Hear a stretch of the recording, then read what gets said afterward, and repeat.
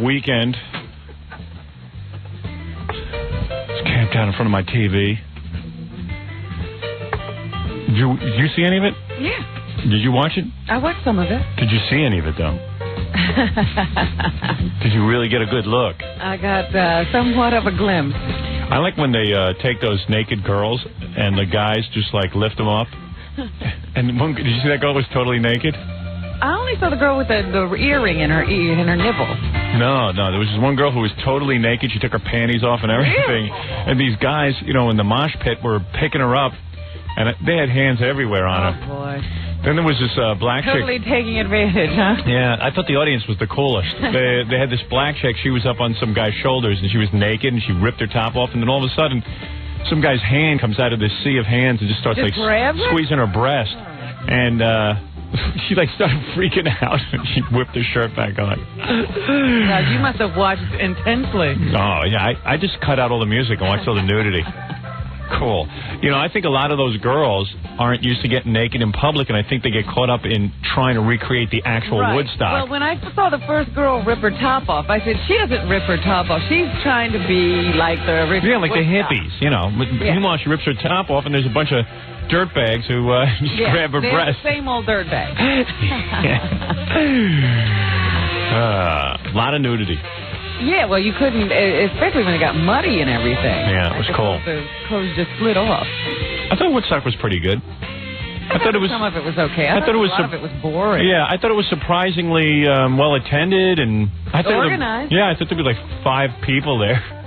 But there was long sets by the band. Oh, well, a lot of bands went on way too long. How late did you stay with it last night? When Bob Dylan came on, I turned it off. Bob Dylan was so bad. Yeah. Wasn't he great? And on so he was long. great at being bad. Well, all the old bands sucked. Yeah. That's basically it. I mean, it's when Traffic and all those guys come on and start playing all those old songs, they sound bad. Here's the way it went. The best. Hey, Ralph, bring in my newspaper articles. I left some newspaper articles back there. He knows what I'm talking about. Hey, maybe I ought to take a break, then we'll talk about Woodstock. All right. That was the one downfall to me was those old bands, because immediately I turned the channel. Yeah. I turned on the TV and I heard the Allman Brothers. And I thought, wow, where's Greg Allman? They got some fat guy singing now. No, it's Greg Allman, the fat guy. Did you see the guy from the band?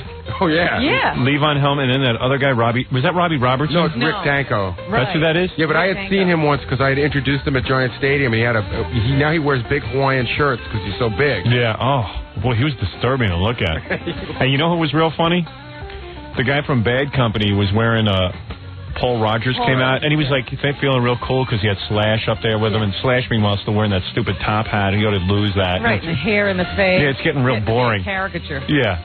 And he has to light a cigarette every minute. He's more consumed with the cigarette than actual playing. Right, there's a guitar secondary to the cigarette. And Paul Rogers from Bad Company gets out there, and I guess he wanted to be hip, so he's wearing, the old guys, when they want to be hip, he's wearing a vest, but he's really hairy. And he has a bit of a belly. Yeah. And he's singing, Bad Company till the day I die. And he looks like he's going to drop dead any minute. Yeah, and he's got hair. His epitaph. And he had hair all running down the back of his arms and on his shoulders. Hair everywhere. Yeah, hair everywhere. He had his vest and then a hair suit underneath it. You can tell where vest ended and his skin began. It's like, hey, dude, shave down if you're going to dress like that.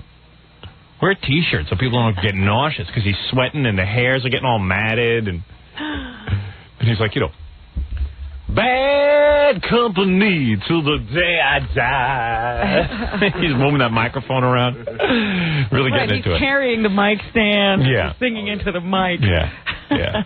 All right, I'll tell you my impressions of Woodstock and everything else right after these words. So, I don't know. I was watching Woodstock on TV. It looked kind of like fun, except for if you had to sit through bad bands, because what I would do is just go out and get something to eat and drive back, and they'd still be on. Like, a lot of bands went on way too long. Yeah, because I'd tune away for hours, it seemed, and then tune back, and the band would still be on. Or special friends of the band. Yes. Well, the band was still there, but you'd notice that Bruce Hornsby had joined them, or Bob Weir had joined them. Yeah, and it was like, big deal. Who cares? I mean, I'm not all that excited about Bob Weir and Bruce Hornsby. Bruce Hornsby. And Jorma Kaukonen. Yeah. Oh, boy. Big deal. I missed that one. Yeah. like all these old guys, and they all looked real old. Yeah. And it's something about watching old guys play, music. Play rock and roll. Yeah, it just doesn't work. It's just not fun. Especially after you've seen like a new band play. Yeah. Like a brand new, like young guys playing. Yeah, it seemed like they got a lot of energy and they got a whole new sound. And Because that one guy on the drums for the band. Levon Helm? Yeah. That looks like Grandpappy Amos. Yeah, but Levon Helm looked like Grandpappy Amos when they were happening. What, you get a haircut, Gary? Yes, I did. Well, man, shoot, you look weird. What? Yeah, it just looks so You look strange. like you're a sheepdog or something. Yeah, look at his head was just... Why don't you just shave your head? Why doesn't God take away Baba Booey's hair? Because he doesn't know what to do with it. I'll have hair for life. Oh, my God. Doesn't it look strange? Am I crazy? Well, it looks like one of those doggy cuts, like he got a dog. Yeah, right, like a dog trim. Like a doggy cut. Like a poodle cut. Yeah. Your hair looks painted on. That's what it is. It looks like somebody painted hair onto your head. I just got it cut really short. Take off your headphones for a second. Look at the sides of his head where the sideburns are. They're cut short. It's like someone painted sideburns. Like, you ever get a Jerry Mahoney puppet? And they look at the back. Painted on. Like, look at the back of your head is painted. It's like all perfectly square. Yeah, that's what I get. Yeah. I have a choice between square and round. And what it is it draws more attention to your teeth. Well, to you it does, I'm sure. Yeah, I mean, your teeth look incredibly big today because he has hardly any hair. Unfortunately, I couldn't get those cut. Wow. My teeth. Wow.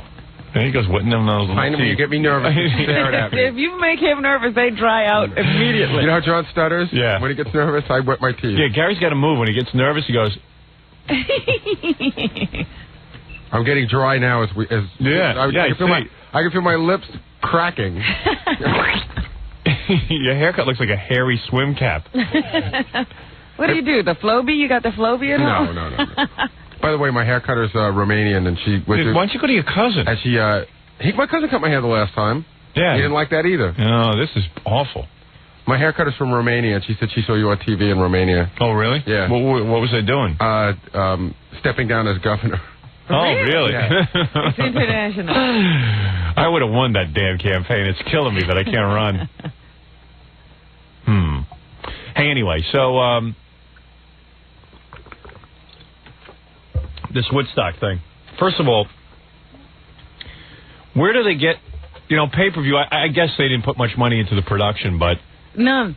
Yeah. Where do they get the money? Like, who are the guys that were like the VJs on pay-per-view? I don't know. The one girl what was her name? There was one guy named Jagger. Every minute they were going to Jagger. Yeah, let's go to Jagger. Let's go to Jagger. I remember hearing a lot of that. Yeah. And then there was a Deborah. And I think Deborah... Was she the one who kept saying they just tore the roof off the sucker? Yeah. She said that about every band. She was. I think she was black. And she was like... And everybody was like, get ready because the band that everyone's been waiting for, Porno for Pyros, is in the house. And... let me tell you, it's going to be I thought she was white trying to act black. Oh, really? It's going to be some great alternative rock jam. Everyone was trying to be very hip. Yeah. They're in the house. They just tore the roof off the sucker. Yeah, and she was saying it like an announcer. Yeah. She was like this, like a real jive of, like, where they get these people? From Mars? They weren't real people. I thought it was a machine. Yeah. You know what they kept doing that was really funny? I guess they would get the word from backstage that the band was about to come on, so they'd go, all right, everybody, get ready to party. Here they are, the Red Hot Chili Peppers. And then it would be like 3 minutes of nothing because they weren't ready yet. Well, why didn't they just show the stage announcements and stuff? I don't understand the pay-per-view coverage. Like, why not show, like, the actual, what the audience is seeing? Show the stage announcements. And shut those stupid VJs up. Well, did you see the first guy that did the stage announcement? That Wavy Gravy guy? Yeah. He's like, you know what he's like? He's like the fat, hippie Ed McMahon. They did have some stage announcements, because I remember them announcing a couple of people were lost. Yeah, right. They were having stage announcements and stuff. Yeah. And that was kind of the fun of it a lot. That was sort of the fun of the original Woodstock, the stage announcements. Red Hot Chili Peppers are in the house, and they're going to tear the sucker down. Someone should tear the tongue out of her mouth. All right, so... So the VJs were real bad, and a lot of the old bands really sucked. Like when Traffic got together, as predicted. I didn't even watch. I saw them on. I turned again. I know. I taped the whole weekend, so yeah. I'll just make an edited tape of stuff that I like. Well, there were moments I didn't turn it on in the morning when they had Phoebe Snow and those other women singing gospel tunes. You see, that was pretty good. Yeah, I'd seen that before. That was good. That was actually good. You thought I watched it? I didn't like it. Really? No, I kind of dug it. I thought that was kind of cool. But did you see the lead singer? You know who I hate now after seeing him this weekend? Who? I hate Blind Melon. Oh yeah. Oh yeah. Well, that guy's got a serious problem. I didn't see them. What did he do? He wore barrettes and he wore like a long white dress. Oh yeah. Yeah, and it was just like, first of all, if you notice at Woodstock '94, the whole audience was guys. Yeah. It was not women, because rock and roll, especially the new rock and roll, has become very guy-oriented. I think women are frightened of rock and roll now. Well, now, listen to what you said. The women took off their tops and started getting molested. Yeah. So I guess it's wise to be afraid. And whenever a heavy metal band or somebody who really rock came on, guys would just start throwing each other around, vomiting on each other, stomping each other. You know what was fun was watching the guys do that body surfing the mosh thing. pit. Yeah. And they'd just jump into the crowd and didn't get passed back. Did you see the guy from Cypress Hill who tried to jump into the mosh pit, and the audience couldn't lift him? He was a big, heavy black guy, and he almost fell through he almost fell into the ground, and he got all upset. Yeah, the guy got all upset. Oh, dear. Well, that was the first good band that... It's really funny. I was reading a review by David Biannacouli in the newspaper of Woodstock, pay-per-view coverage, and he said Cypress Hill sucked. They were... I really got turned on to them. They were good. In fact, to the point where I would actually listen to their record now. You probably like it. Yeah, it was good. They were really good. I didn't see them.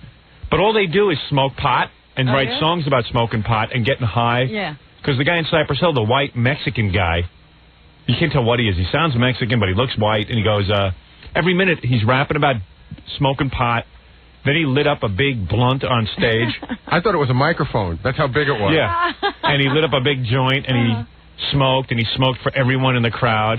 And then, he talked some more about marijuana, and then even all their little stage stuff was... like the marijuana leaf. Hands holding a joint. Everything, and none of their songs about girls. None of their songs about cars. Joints. It's all about smoking joints and about, hey, anybody out there like to get high? Yeah. That's all it was. It was pretty wild. But their music was good. And I'm not into rap music so much, but it was pretty cool. So they were good, but because everyone else sucked. And then that guy from Blind Melon came out in a dress, and all these guys are bumped. You could see they were all bumming out because they were all trying to do fists and get the devil sign. Get the devil sign going, and the guy's got a dress on. The guy had a dress with red sneakers and a nice blouse. I mean, he's dressing better than my wife dresses. And then he comes out and he tries to be too cool for the whole event. Yeah. And he goes, I just want to say, man, the drummer here, he doesn't drink Pepsi. He drinks Coke. Because Pepsi sponsors the whole event. Yeah, I know. Well, every band was into saying how this was greed, and I was like, hey man, why are you being paid? Yeah. Why'd you accept a check? Yeah. Hey Were man, you here for free? Even though this is about greed. And Crosby, Stills, and Nash looked like beached whales. Oh. They were more out of key than the first one. I know. Well, they're always out of key. Yeah, you know what it is? Their songs are hard to sing, I guess, live. But they've been practicing a lot. Yeah, some people can harmonize. But the highlight was the best band there. There were two best bands there. And that was Saturday night, which was 9 Inch Nails. I couldn't watch them. They came out covered in mud. That's why I couldn't watch them. I thought that was the most brilliant thing I'd ever seen. First of all, you know how cool you look when your hair's wet? And everything's just all muddy? I thought they tried to stay with them. Really? I said, I can't watch. They're too dirty. It was man. Well, maybe it's a guy thing, but I thought the mud thing was maybe the coolest outfit at Woodstock 94. Very good visual presentation. And then I'm trying to see them. Yeah, but that was cool. That was very cool. In fact, I was thinking of doing the whole show today in mud. Well, go for it. Yeah. I won't be here. You'll have to leave. Because all the guys had their hair braided and it was all matted down with mud. Yeah, it was matted with mud, and I was just like, I don't know what that is. That was cool. I couldn't even pay attention to what they were doing. I loved that. And then Metallica... Even though you want to hate them because it's like every metalhead's nightmare, it's like they remind you of S-kickers, Yeah. You know what I mean? And then they don't look like rock and rollers at all. Yeah, and then they also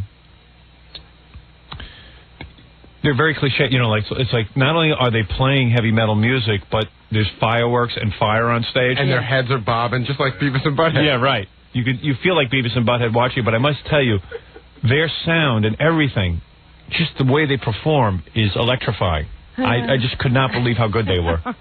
They were the best at Woodstock. Well, see, we have a whole different take on it. Really? What did you think was the best? The only set I actually sat all the way through was the Spin Doctors. I'll tell you a funny story about the Spin Doctors. So, Ratzo decides to... He calls me Saturday and says, hey, I'm going up to Woodstock tomorrow. I said, Ratzo, you jackass. You know how Ratzo gets everywhere. I said, don't you listen to the news? They closed down the New York State Thruway. By tomorrow it'll be fine. I said, Ratzo, there's going to be tons of traffic. He goes, but we got VIP passes for parking. I said, Ratzo, if you can't get there, what good is a VIP parking pass? He goes, you worry too much. Sure enough, I get a call from backstage in the VIP area from who else but Ratzo. So, of course, he goes, the food is fantastic. This is exactly what he said. I thought it was a cliche, you know, I mean, a parody of Ratzo. So he goes, the food's fantastic back. I said, how did you get back there? He goes, there was no problem. John Scher's probably waiting on him. Yeah, right. You know, Ratzo's one of those guys who... He manages to get to the places. best spot. He acts famous, and he acts like he's entitled to be backstage, and if anyone argues with him, he's insulted. Yeah. But Ratzo's nobody. Hey, Howard. Yeah. Friday night, Stuttering John was on Conan. Yeah. So I walk into the green room, and there's Ratzo. Yeah, right? like he just gets in on his own. So he's walking around the hallways and everything, and he goes, Psst, Gary. I go, what? He goes, come on, free food. And we went to the green room and had cookies and stuff. Free food. And he was, like, screaming about the food, because Ratzo's a fat guy, and he's really into... And he loves to eat free, because he's real cheap. Ratzo never springs for anything. And he just was, like, screaming on the phone to me. I said, I can't believe you called me from backstage and tell me about the food. He goes, I was just talking to Chris from the Spin Doctors. So I go, hey, put him on the phone. He goes, okay, next time I call you, I'll be on the phone. So I didn't hear back from Ratzo. I just figured he got caught up and everything. Yeah. So Spin Doctors go on. About 45 minutes later, the phone rings. It's Ratzo. I'm in the shower.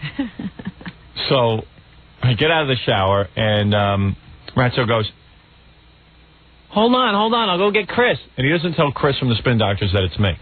Just tells him to come over to the phone. Now, mind you, Ratzo and Chris are hanging out. Now, the Spin Doctors have just gotten off stage at Woodstock.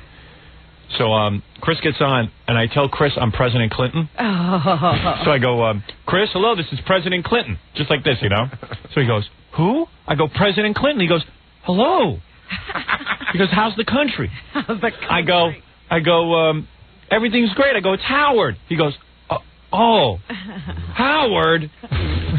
He thought he was talking to President Clinton. Guy just gets off the stage at Woodstock. Right, that must have been some incredible set. Yeah, and then he just said, hey, man, I really like coming on your show. So then he hung up the phone disgusted. Yeah, good job, son. You did a great job. And when I said Howard, he was like, whoa, no, this is President Clinton. That's a real come down. Yeah.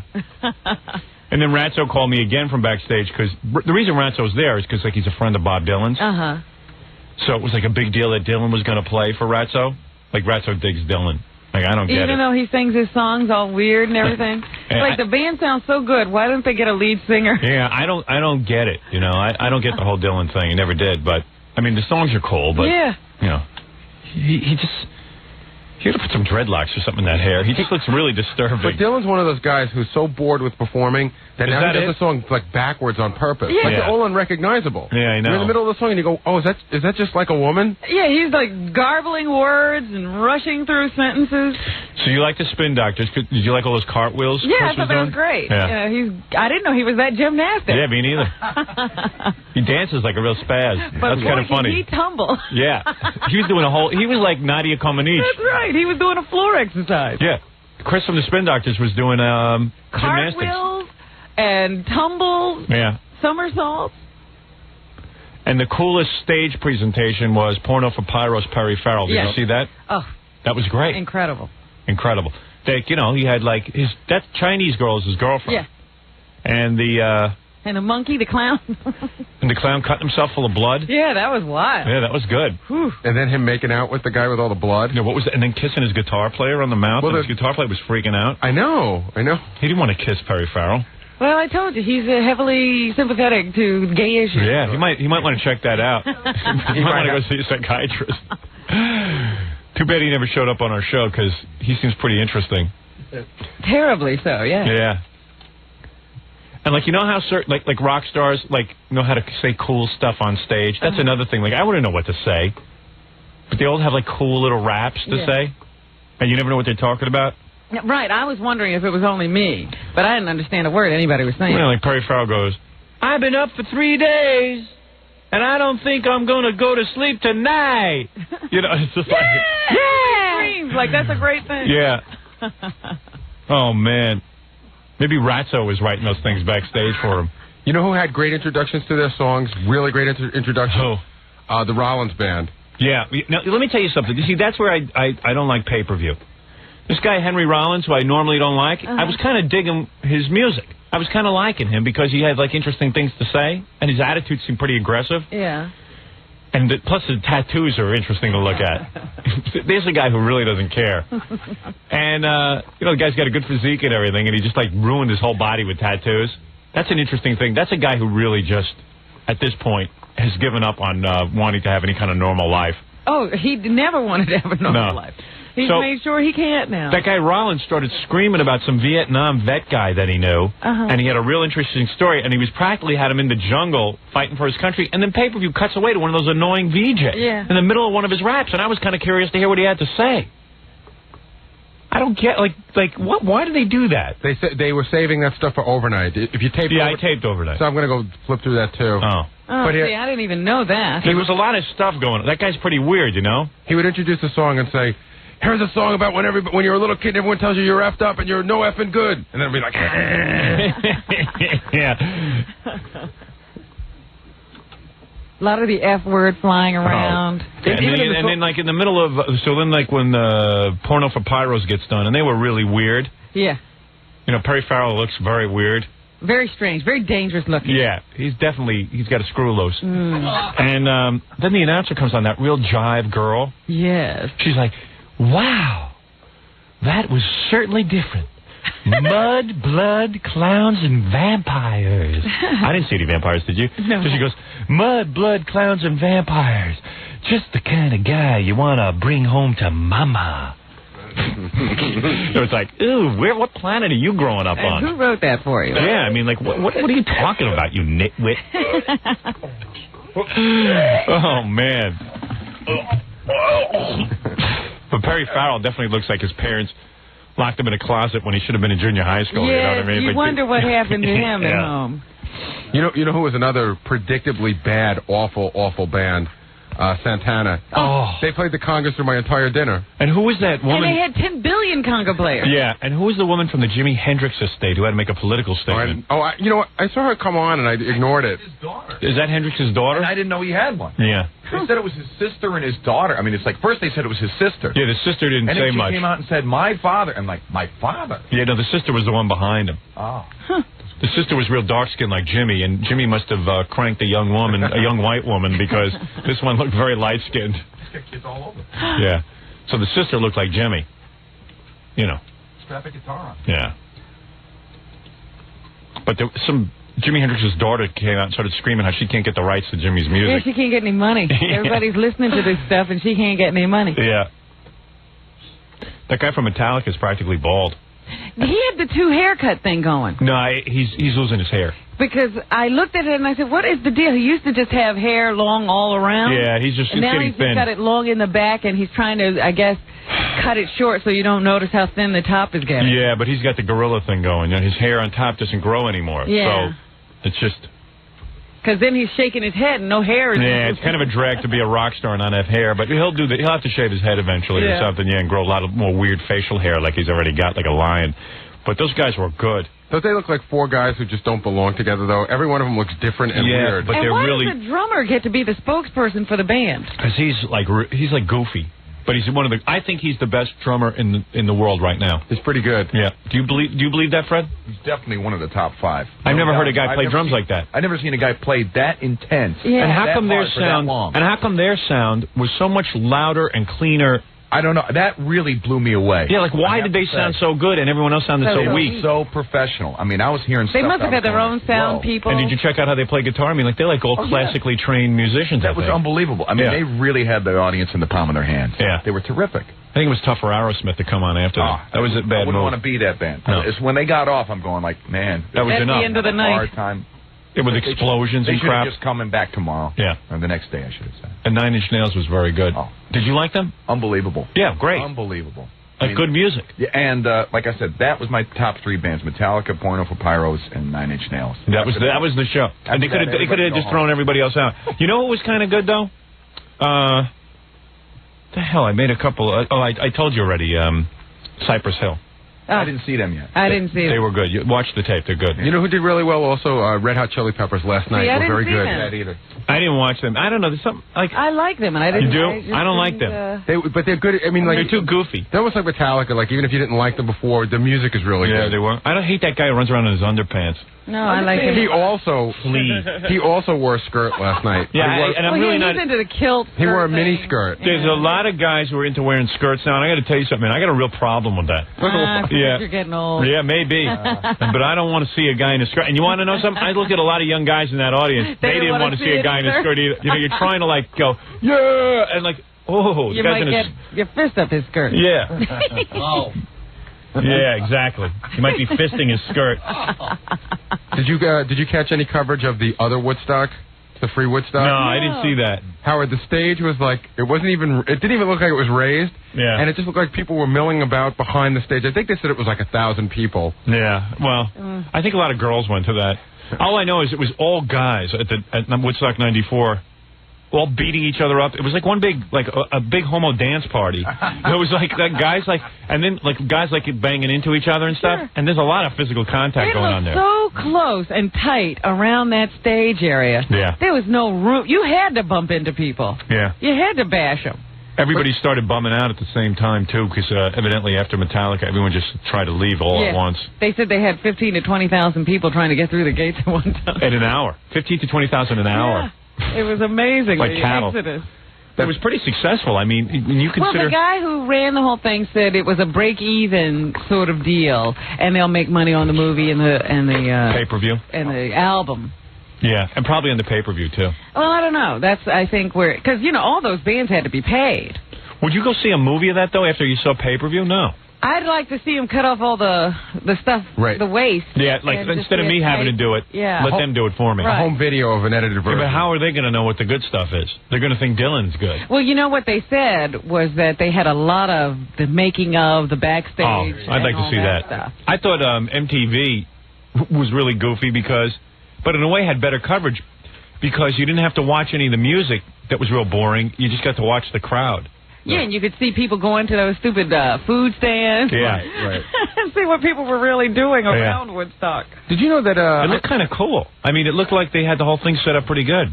I heard the announcer on pay-per-view talking about that. They test marketed to decide who should be there. They did test market. The food really? and Like stuff? no, the bands. Oh, Yeah. really? Like in other words, like somebody, I guess some kids actually wanted the band to be there, Right. but they said like the No idea way. of a reformed Clash didn't work, Right. and all these other bands, but they sent out test marketing. Really? Is John Scher the guy who put this all together? He was one of them. He put the pay-per-view together. The guy Oh. from the original Woodstock put it together. I'll bet you the pay-per-view made a lot of money because MTV was one big commercial to get the pay-per-view. Yeah, every time they did a break, they said, well, if you want to get to see, whoever's down on stage, call pay-per-view right now. Yeah, I bet you that was a big night. Yeah, they were really advertising for it. Yep. Let's see. You know who else has like a lot of slogans and stuff to stay on? You know who can't shut up? Like Graham Nash from Crosby, Stills and Nash. He's another one of those guys who has like all kinds of like Speeches to make. He was like, we had our festival, now you have yours. It's like, like guys know what to yell out. There's certain guys have like little things to yell out. I wouldn't know what to yell out. We had our festival, now you have yours. You're right, because whenever we used to play Club Benet, and it was time to leave, it was always so uncomfortable leaving the stage. We never knew how to leave. I would just say, goodbye. Thank you, you've been great. Y'all come back now, you hear? Unbelievable. And the guy from Metallica, he spits the most. Which one? The lead singer. Is that Kirk Hammett? Yeah. What's his name? No. Hatchet? James Hatchet. James Hetfield. Hetfield, that's it. James spits a couple of guys, but spits every 13 seconds. I clocked it. And big ones. Big loogies. How does he have that much? I did see him. He was even talking and spitting. Yeah, how much loogie can you? Huge. Huge. Spitalic. There's a lot of guys who spit a lot. If he was that dry, you'd think he'd have to get a drink. I know. Because these huge lugers were flying out of his mouth. The guy from the Red Hot Chili Peppers did the same thing. It was like in between words. They just kept spitting them out. Yeah, what's that all about? Like, I guess when you sing and stuff, you got to spit a lot. I don't know what it was. That was a little hard to take. And the guy from Bad Company's vest was a little hard to take with the hairy chest. Oh, and I heard that people were booing that WOMAD group. Did you see that? Who is that? That was the World Music... Peter Gabriel. Peter Gabriel with black people? Yeah. No, it's black people without Peter Gabriel. Yeah, they were just singing all by themselves. It was the World of Music and Dance or something. Yeah, And they had 4 different acts come on, and I heard that they got booed. We had enough of that with Arrested Development. They suck. I didn't see them. I didn't see them either. No, I started watching. You just can't handle it. It's so much like African culture. Oh, it's like, dude, just play some songs. I don't need to learn. Just want to hear music. If I want black history, I'll go to school, okay? I mean, for God's sake, they're trying to, teach while they sing and give you a full dance experience. It's like, get off the stage. I think at some point during the WOMAD thing, they had to have Peter Gabriel come out just so they know he was associated. Oh, really? These people are here because of me. Yeah, these black people are here with me. It's cool. Because they were getting a real bad reception. Well, what about that group? Who was the ones who got in a mud fight with the audience? Green Day started a riot. Green Day. Yeah, they started a riot. Because they told the audience, they started goofing on the audience. The audience just took up big globs of mud and started hurling it at them. Yeah. All their equipment and the whole band was covered in mud. And all those guys in the front, the security guys? Yeah. They climbed under the stage. Yeah, they cowered. But you don't blame them. What are they getting paid, $2 an hour? They're there just in case nothing happens. Yeah. If something happens, they get out of the way. Well, the guy in Green Day started taunting the audience, and one of the mud people got on stage, and he practically the guy was in the middle of a line. He practically tackled him like a football player. Candlebox was pretty good. I didn't see them. Yeah, they were pretty good. Where did you see them? I saw them on MTV, actually. I didn't see that. I didn't see them either. Yeah, but you got it on tape on that overnight stuff. Yeah, my wife and I taped the whole thing. Like we were in charge of it. Yeah, we actually, conscientiously went in front of the VCR every 6 hours and changed tape. Wow, very good. Yeah. Because I didn't get it all. I left it after 6 o'clock in the morning on Sunday. I just stopped taping. Well, then you missed things because I don't know. They were running something then. My niece told me there was something going on. It just didn't, I just didn't after a while, you give up. Yeah, you get tired. After the band, I really almost stopped taping completely. But then Metallica was in the middle of their set, and it was like midnight. I threw another one in because they were good. My wife, I went to sleep Saturday night around 10 o'clock. I was like Woodstocked out. So I just fell asleep. And my wife changes the tape in the middle of Metallica. Oh, no. The one good band. Oh. I said, how could you change in the middle of a song? Like, I'm watching this thing in the middle of a song. She goes, I had to go to bed. Let's just wait till a song is... Yeah. She don't know how to take, And you can put that OTR on so it'll turn off by itself. What's OTR? One-touch recording. Yeah, one-touch recording. That's what it's called. Oh, yeah? I guess I have that. I don't know. And I'm not, you know what? I've got so much technology, I just don't even know what to do with it. I don't want to know about it. OTR. I thought that's where you go to bet on horses if you can't get to the track. All right, let's take a break, Rob. When we come back, we'll take some phone calls and stuff. And then we got a mystery guest coming in today. We got a whole bunch of stuff to talk about. And we'll be back right after these words. I think everyone in our audience knows what a Brother P Touch is. It makes labels for your home or for your office. I mean, really nice laminated labels. Smudge-proof. I bet you were making Woodstock labels this weekend. Caught me again, Robin. You're right. I bet you did too, right? That's right. There you go. We have professional tapes with labels on them. Boy, our lives are empty. You see, the P-Touch, now the P-Touch has grown into the P-Touch PC. You can get a regular freestanding P-Touch, or you can just install it right into your computer. It takes about 10 minutes. I didn't know about this. Oh, yes, you do. I do? Sure you do. We've announced this already a couple of times. I didn't understand you. It is the coolest program. A window comes up in your computer with labels and fonts and different graphics you can put on the labels. You got that installed in your computer? Of course. Oh, my. Takes 10 minutes. Now I'm jealous. It's fantastic. And you have a little P-Touch printer. It's attached to the computer. I see. You just plug it right in and you're done. The second hole there. That's right, the second hole, Robin. You know all about that, don't you? the second hole. You don't like that much. There's another opening. All right, there's another opening. A lot of times you don't think of that opening, but it's there. You shouldn't think of that opening. Anyway, it's the Brother P Touch PC. And it comes with software and cables you need to use. It's simple. It goes for Mac or Windows PC. It doesn't make a difference. Available at Staples, Office Max, Nobody Beats the Wiz, J&R Music World, Tops Appliance, CompUSA. Look for the Brother P Touch PC. Hey, you know, we're going to go to our phones, but the first phone call we have to go to, I missed this, but I knew it was going on. Regis Philbin was being interviewed on CNBC. You know, CNBC... Yes, I saw a bit of that. Why are you bringing it up? I'll tell you in a minute. CNBC has become a radio station, but like all bad disc jockeys. And it's like anybody who wants a talk show can have one. I think if you call CNBC and say, hey, I can get Regis Philbin to come on with me, or if you can get a guest, oh, yeah, they would give you a talk show. Sure. Because the guy interviewing Regis, I don't even know who it was. I think he writes for Esquire magazine. That's what I got out of the little bit that I watched. He had done an article on Regis. Because it was maybe the most boring interview I've ever seen in my life. It was one about, when you and Kathy Lee talk to each other, it's great. You know, it was like one of those things. But evidently they took... off the hook. Please check your name, telephone. So, that's my girlfriend. So, Regis was on with this guy who the only reason they gave him a talk show is because I think he could get Regis as a guest. Yeah, Regis would come with him. Yeah. Ponce? Yeah. So, Ponce de la Phone, Did you get through? Yeah, he got through. Evidently no one was calling. It was very easy to get through. Ponce de la Phone, who's perhaps one of the best at this, he got through to Regis Philbin. Now, I haven't even heard this, but I know Dominic was calling my house every 5 minutes. Click, put on CNBC. They're talking about you with Regis. How in the world does Dominic see all these things? Dominic, I believe, has a bank of 55 televisions in his house and has every channel on at all times. Yeah, he must have them all on at once. I thought I had no life until I met Dominic.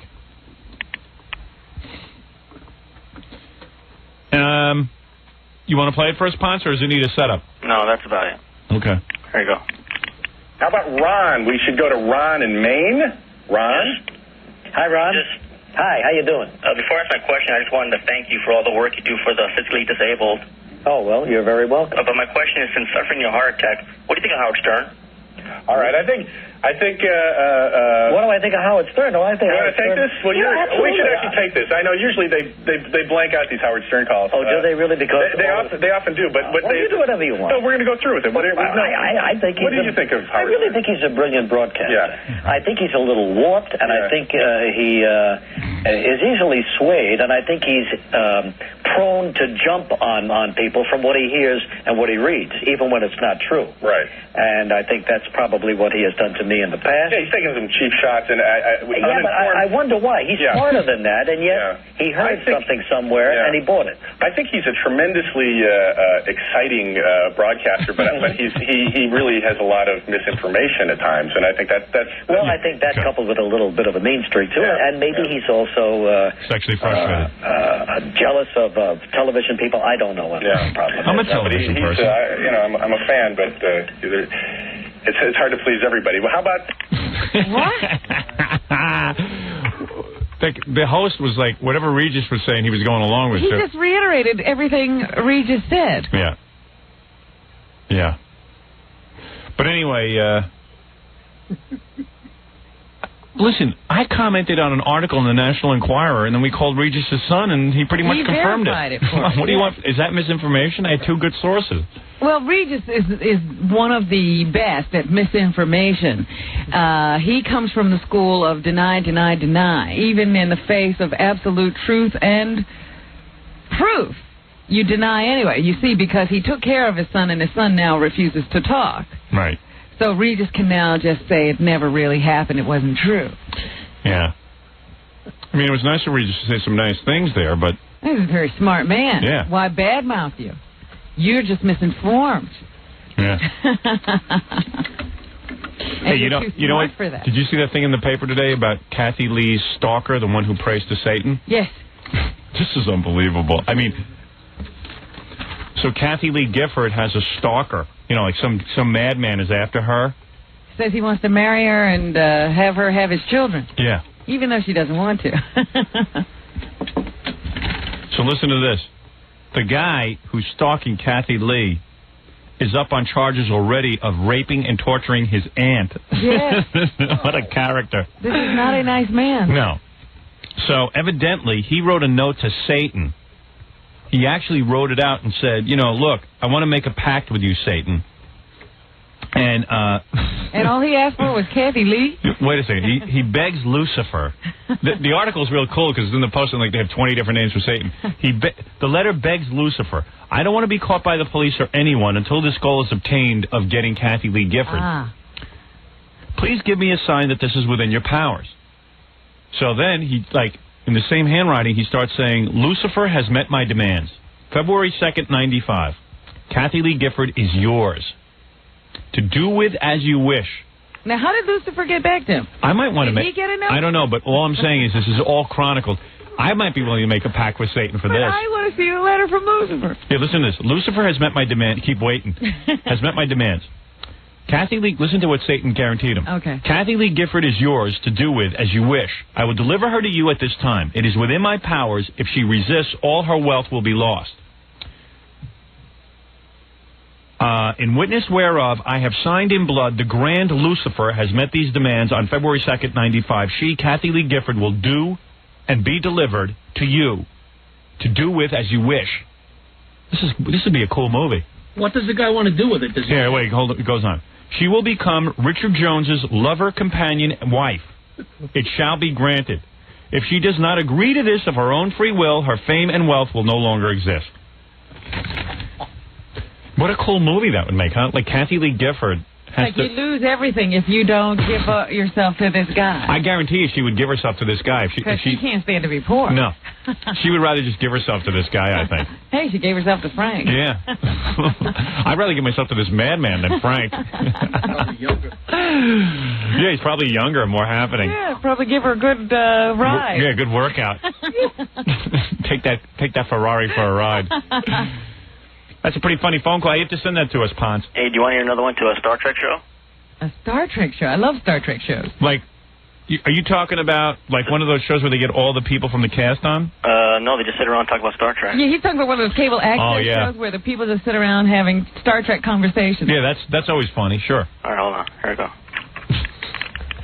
Yes, it's Scott Salem. Hi, Scott. Yes, Salem. Okay. How are you tonight? Okay. Good. But there is, I don't know if you heard this, but there is some bad Star Trek news. What? It was just reported that William Shatner collapsed, and he was rushed to the hospital. It just reported. Just reported on the news? Yeah. No, I didn't hear that. It seems that he collapsed due to the excitement of getting his Howard Stern video. Oh, you ought to be ashamed of yourself, Scott. Oh, no, it's perfectly all right. I mean, he scared me to death. He had us on our show. I'm delighted to have his show. So I am delighted to have Howard Stern on my show anytime he wants. In fact, I've been thinking about asking if he'd like to be a guest. Right. Well, gee, the Star Trek people like you, Ponce. I know they do. You're their friend. All right, dude. All right, thanks. That's Ponce de la Phone. I almost gave that woman a heart attack. Yeah. She'd be very broken up if William Shatner died. Yeah, because they say his toupee is indestructible and that it'll kill the environment if it's buried with him. Because they don't know how it'll decompose. It'll never decompose. It's made out of mercury vapor. All right, let's take a break, Robin. And then when we come back, I'll get to some phone calls. All righty. Gary says we have an incredibly great mystery guest. Yes, he bought me a brand new blindfold. Yeah, we have new blindfolds for TV. First time in 20 years, I think. Yeah, so you and I will play a mystery guest. The other guys know who it is? I don't know. Do you guys know? I do not know. You don't know? I do not know. Screw it. I want to play with them anyway. Fred, I don't think has ever guessed them. No, Mr. Smarty Pants has never guessed one. Jackie always guesses it. I don't understand it. He must smell him. Anyway, speaking of Jackie Platinum Joke Page Martling, you can order Jackie's 78-minute comedy CD. It's $10 plus $3 shipping and handling. The price includes 20-page Jokeland catalog. Call 1-800-323-5464. And Thursday night, August 25th, Jackie at Rascals Comedy Club in West Orange, New Jersey. For info and dirty jokes, call 516-922-WINE. W-I-N-E. Thank you. Thank you, Jackie. And also, Talking about products, just a quick mention here. Yes, before we take it off the market, the Howard Stern New Year's Eve tape, plus all the backstage stuff that got us thrown out of Newark, and the poster and everything else is going to go off the market very soon. That's at 1-800-52-STERN. Here's a guy who wrote me a letter. He says, I got to tell you something. My father got a copy of your last tape, Butt Bongo Fiesta, as a gift from a friend. The tape was originally, what was that, for 30-something bucks. It's now selling, he sold it for $700. Woof. Are you kidding? He says it's amazing. A markup like that could only come from the Howard Stern show. So I would he thanks us. imagine so. $700. I see a sealed copy of Crucified by the FCC. See, all of our products are limited. So there's only a certain amount of them out there. Once we take them off the market, that's it, especially the Leroy Neiman poster. I better buy a few copies of this one. I only had one copy of Butt Bongo Fiesta, and I lost it somehow. Well, use your head, Robin. Look at this in the New York Times today. A mint condition, never opened, Crucified by the FCC, $6,500. Now, that's a hefty price tag. Oh, yeah. I don't think I could afford it. Well, the point is that if you really want a copy of it, there's only a certain... It's like a Picasso. There's only one of a kind. So what are you going to do? So there it is, 1-800-52-STERN. Use your head and order that product because you will enjoy it. Hey, never mind. You know, I never know if you're going to make money with these things, but the point is you're going to enjoy the tape. And I just got a fax this morning from someone who just got the videotape raving about how entertaining it was. Yeah, especially if you like stuff like our E-show where we're sitting around talking about this backstage tape. It's a lot of fun to see us just hanging around. Plus, we can use dirty words. Also, hey, Gary, what's going on with this? What? I'm trying, for the TV show, I thought it'd be cool to have my band, Electric Comic Book, in for that big reunion show. Yes, what happened with the reunion? I don't know. He's having trouble pulling that together. You mean the other two members are hard to get a hold of? What's going on now? I know Robert Carger's ready to perform. Right, one of the guys in the band, the other guy, Jerry Dickowitz, I had a hard time getting a hold of. Oh. And I finally spoke to him late last week. Well, what is Jerry doing? He's busy. He was away for a week, and then he's very busy at work, but he's up for doing it. He's busy? Good. He wasn't touring. He was at Lollapalooza, I think. Yeah, he was at Woodstock, wasn't he? Oh, so the Electric Comic Book reunion is on, huh? Well, believe it or not, I'm trying to track down Robert Carger because that last time that he called in, I was in here with you, and nobody took his number. Oh, I see. So I don't have a number, and so we're trying to track him down, but we're working on it. We're on it together. Robert's probably listening. Yeah. Call us because Gary doesn't have your number. Yeah, those guys aren't going to be the mystery guests, are they? No. Gary was so excited about this mystery guest today that he says, boss, I wish it was Monday already. Is that right? Yeah, right? You were Friday I said that. You said that Wednesday. That's right. Yeah. That's right. I know he was talking about juggling different guests and getting people in and out, and we've got a great mystery guest, and I can't we could have move that around. We could have had Porno for Pyros today. Had to take a pass. Blew him off. Had to. Yep. Boy, this is some mystery guest. Look at a big grin I have. Great. Probably Liza or something. Liza. President Clinton. You're nuts. Probably got scanned. Yeah. Yeah, Madonna's brother's coming. Anyway, let's go to our telephones. Don't forget you have your Metallica now. Oh, yeah. Oh, you had something pulled off? Yeah, baby. You're pulling your I believe that was material? Sunday morning I had something pulled off. Yeah, wife got a little frisky. Is that right? Yeah. It was all that Woodstock. She just got into it, just started ripping off her top. Yeah, I kept saying, gee, I wish I had gone to Woodstock. My wife kept going, yeah, I would have gone too, but it's the kind of thing I'd want to go like with just guys. That's not a thing you want to go with your wife. You wouldn't have enjoyed Woodstock. You don't think so? Just for a couple of hours backstage? It looked kind of cool. But you never know what to say backstage. You're always embarrassed. Yeah, and then I would have been like cold in the rain, and I would have been, hungry. Yeah, you'd have been complaining they didn't have anything for you to eat. Right. And then, oh, God, there's somebody over there. I'm not going to come over to him. He's got to come over to me. Yeah. The whole thing you go through. Could have been embarrassing. But, yeah, these guys were real good. Metallica. I can't believe I'm a fan of Metallica. Because it seems like they're... Even the name seems like you're just like a dirtbag.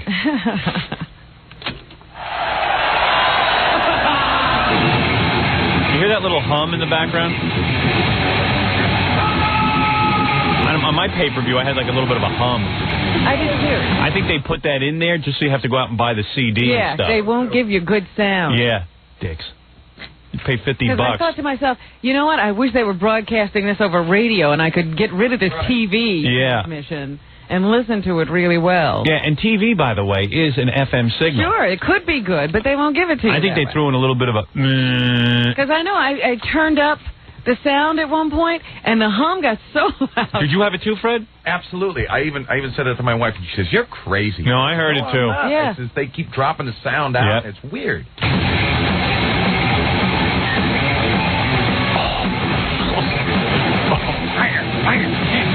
Fire.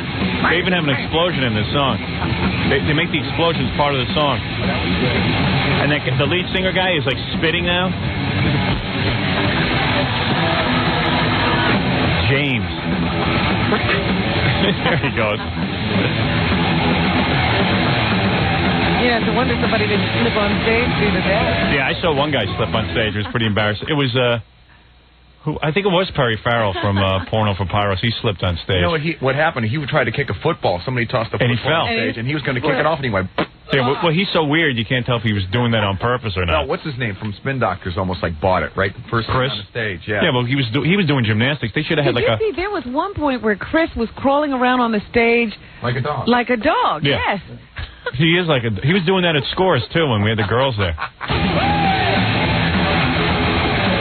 These guys are good though. They were the best group there. Chris told me why he was crawling around like a dog. He was looking for his contact lens. I asked him afterwards. But that was that DJ. Every time one of the older bands came on, these guys have been touring for a long time. They are probably the tightest band here tonight. Yeah. The old guys really should have stayed home. So let's listen to the Allman Brothers.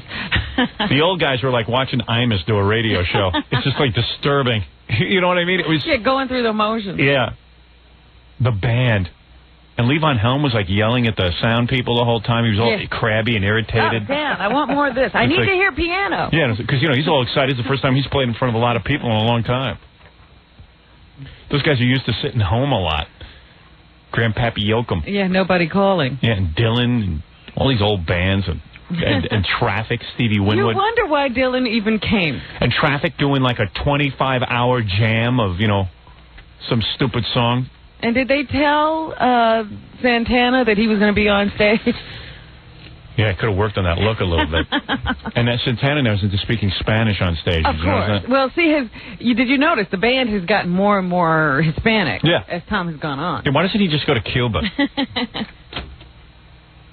Santana. When they started playing this song, which is probably one of their biggest hits, I thought they because at this point when Metallica goes on, it's all guys in mud and no girls around. I think all the girls have been raped and thrown on the floor. The mosh pit is really active. Because these guys, as soon as they hit these notes, and so some guys just like start picking each other up and throwing each other down and beating each other up. It was like Satan himself had come. This is what hell looks like. Woodstock is what hell looks like. Well, that's why I said, why would you want to go there? Just to look at it. Telling me, oh man, it looks like so much fun. Well, if you're backstage in a VIP tent. Gansey wouldn't have been backstage. Yeah. This is what hell is. Because you see 9 billion guys in mud, all on top of each other, raising their fists and beating the crap out of each other. Yeah. Did you see how many neck injuries there were? Yeah. These guys were bashing into each other. People were hospitalized. Well, that's why they had so many people injured.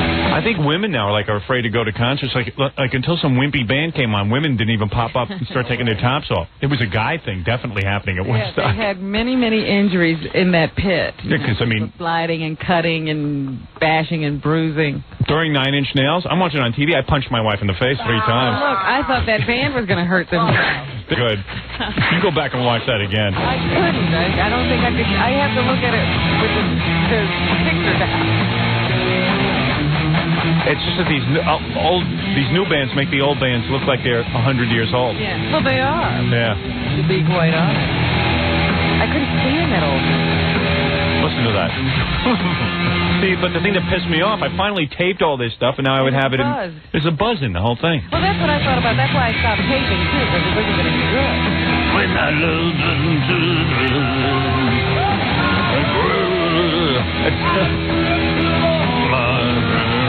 Something was wrong with his voice, too. He wasn't doing all the growling. He was a little burnt. That guy, James. He wasn't growling enough. He was like, to my grave. No more anything, no more. Guys bashing into each other, kicking each other's ass. It seems, though, that everybody who was interested in Woodstock was there. You know, you still saw people walking around on the street yesterday, going about their business, doing their thing. Not a lot of people were staying home just because Woodstock was on. That whole hippie thing went out the window Saturday night when it was all of a sudden like 16-year-old boys beating the crap and piss out of each other. Well, it was peace and love, man. I take my time anywhere, but boom. Punching a guy in the face. No girls. Just guys. Guys naked. They had a guy naked on Woodstock on pay-per-view. He was talking? Yeah. Did you see that? That was very funny. Yeah. Because, oh, my God, look at this thing. That's not right. That's not right. Oh. They should have had Larry Amorous there. Oh, He would have been very happy. He would have measured it. Oh.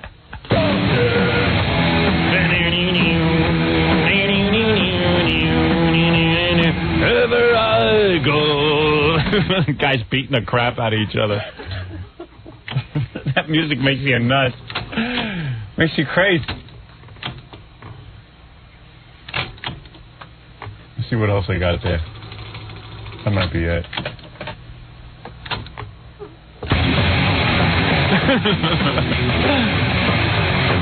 Yeah. Come here, I'm going to punch you in the head.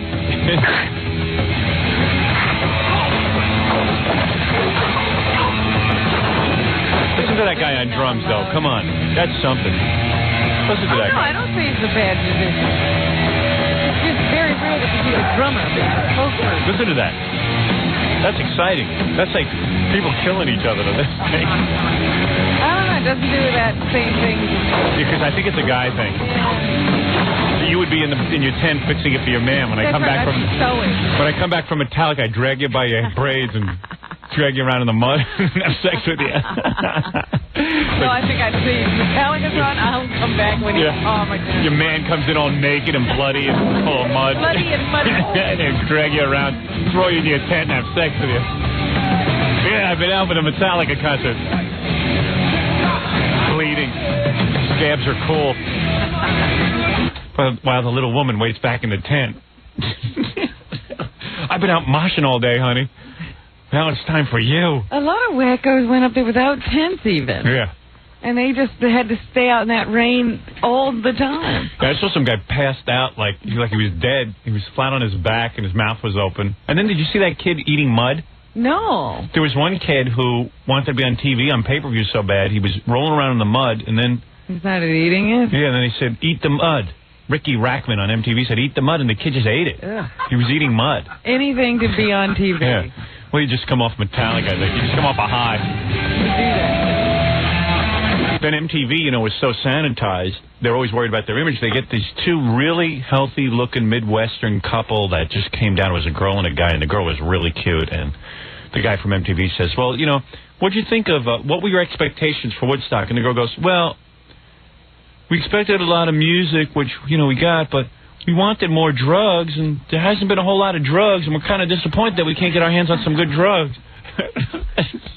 And they cut away. I bet you they were going to say the control room was crazy. They cut away. They don't want to acknowledge the fact that everyone's hopped up on something. Yeah, look at them. Look at how they're acting. They're straight.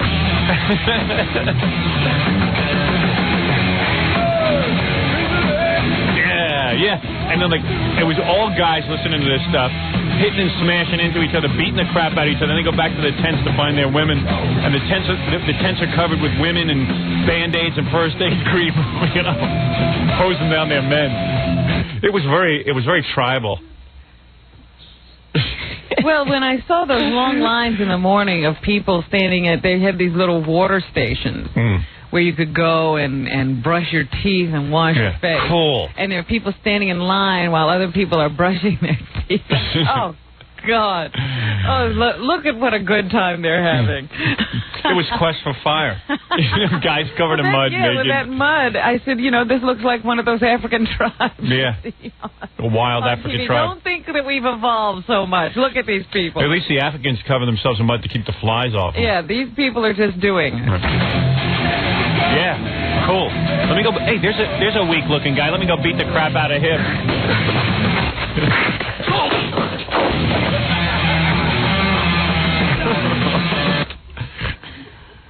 Wild. I'm telling you, if God wanted to... most of those people out of the mud every day is they got to go to work.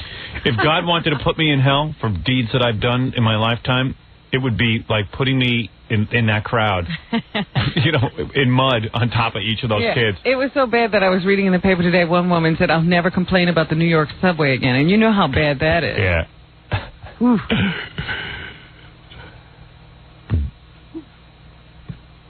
Well, Ratzo called me from backstage, said it was fantastic. Backstage, the VIP area was evidently very happy. That was great. It's great. The food is great. Fantastic. The free buffet. He said he was back there, and one of the guys from the Grateful Dead or something who was helping at the band play, he came back there. He slipped and broke his arm. You watched him do it. He just You're kidding. He just went right after his set. He was all triumphant and happy, and he just fell down and broke his arm. They had to drag him out of there.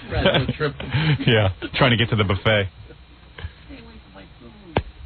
Orlando, you're on the air. How you doing? Where's Howard? You're on the air.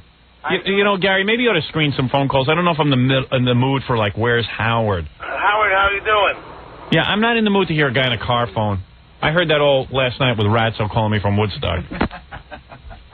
Lots of cellular phones at Woodstock. Yeah. Rochester, you're on the air. Hello. Hi. Okay. Okay, thanks for the call. Washington, you're on the air. Yeah. Hi. Mike from Bowie. How you doing? Hey, Baba Bowie. Hey, I just wanted to ask you a question. I've been looking at this the TV guide for your E show. Yeah. And all these things they don't have you on. They have like a talk soup thing. I'm wondering, if people want to watch your show, why isn't this in the TV guide? TV guide. A couple of different guides also. TV guide hates me. No, I'm talking about cable guide. I'm sorry, cable guides. I don't know. Cable guide. There's a million different shows on. They don't get it right. I don't think they change those things for months at a time. Yeah, we learned that when we had our other TV show. It was like you submit stuff to the cable guide. It takes 6 months before they get it right. Right. Yeah, so don't even go. I mean, forget the cable guide. It's on at 8 and 11 and 2 in the morning or something. They just run those shows and, just tune them in. I tell you what, Metallica was good. I wasn't a fan of them. But no, they're excellent. They really are good musicians. It's just the crowd is kind of funny what happens during that whole Metallica thing. It's kind of neat. It's kind of... Howard, keep up the good work on the E show, bud. Thanks. Fan of the E show. I think I got to take a break here. Is Fred there? Nope. All right, then. He's coming in, though. How do you know? Well, maybe he's not. Yeah, I just saw him past the window. He went all the way down the hall. All right, well, as soon as he gets in here, I'll take a break. Los Angeles, you're on the air. I wanted to tell you about the US Festival back in the early 80s. I don't know if you remember about that. Texas, you're on the air. Dallas. Hey. Some topics don't interest me. What? What can I do for you? Well, I was wondering if you could help me out. I was dating this girl for a while, and her mom got really upset, so I started having sex with the mom so I can date the girl. Yeah, sure. And then the oldest daughter got involved. Oh, right. No, I'm serious. You threw in the whole family. So you had sex with the two sisters and the mom? Yeah. And so what's your problem? Why would you need my help? I wish I was doing that. Well, see, the problem is the girl I was dating... Did you get the family dog, too? No, not quite. Well, the problem is she's underage, and her mom was like, either you have sex only with me or I'm going to call the police and threaten your life. Cool. And you can't give up the young girl, huh? Well, I gave up, and... So you've been having sex with the mom? No, I couldn't stand it anymore. Her mom weighed too much. How much did she weigh? I'd say she weighed about 180. Oh. So why would you get it on with her in the first place? Just so I can see her daughter. Oh, I see. And what about the dad? Can you date him? Oh, God, if the dad knew, he'd kill me. So he's in the picture? Well, he was a truck driver, and he was always gone. All right, so the problem is you want to see the young daughter. Yeah. But you got to have sex with the mom in order to see her.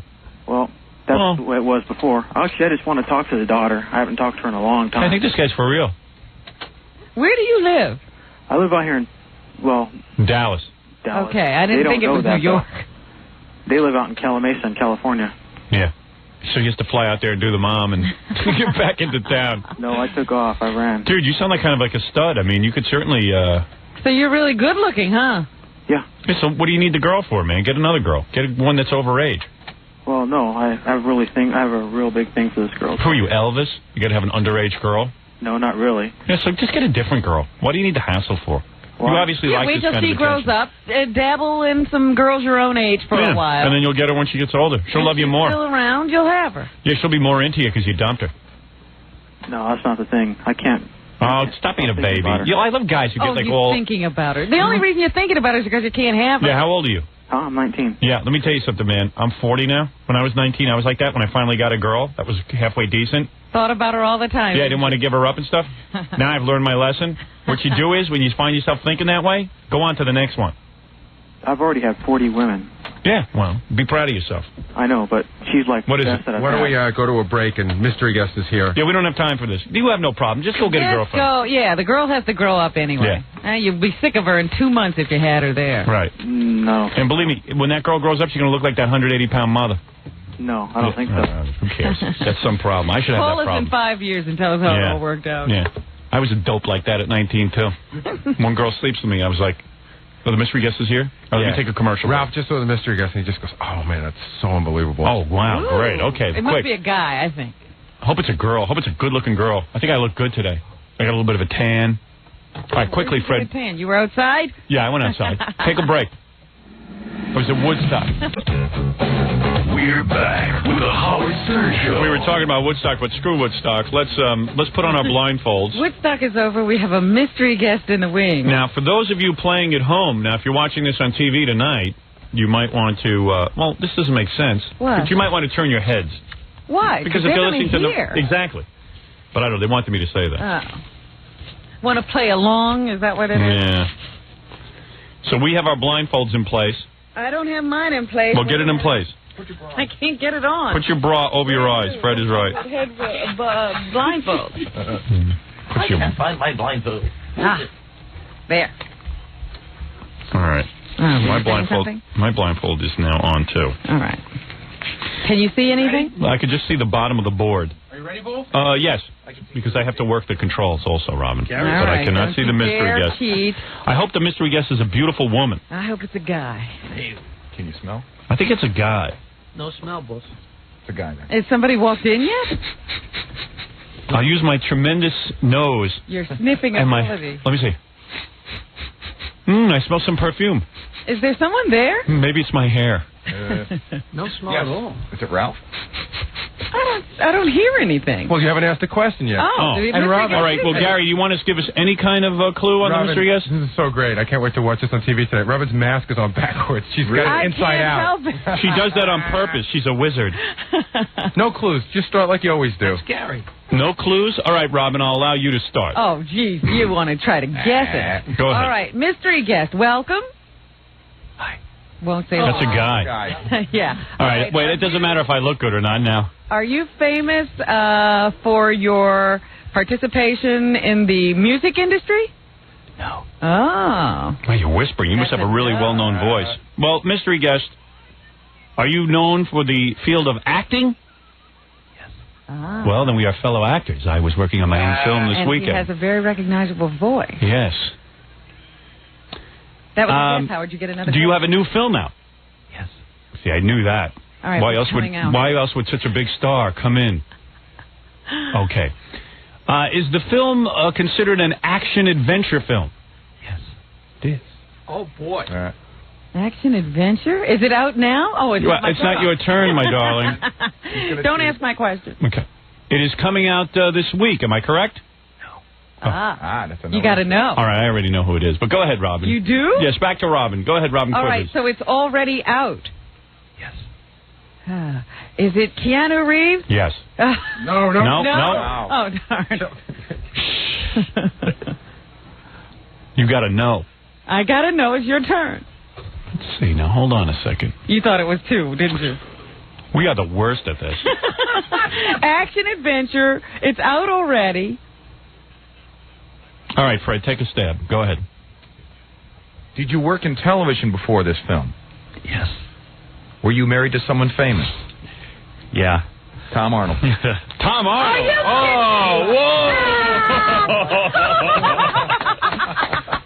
Hey, we said whoever came in first, Roseanne or Tom, we have to side with that person. You got us. We're on your side now.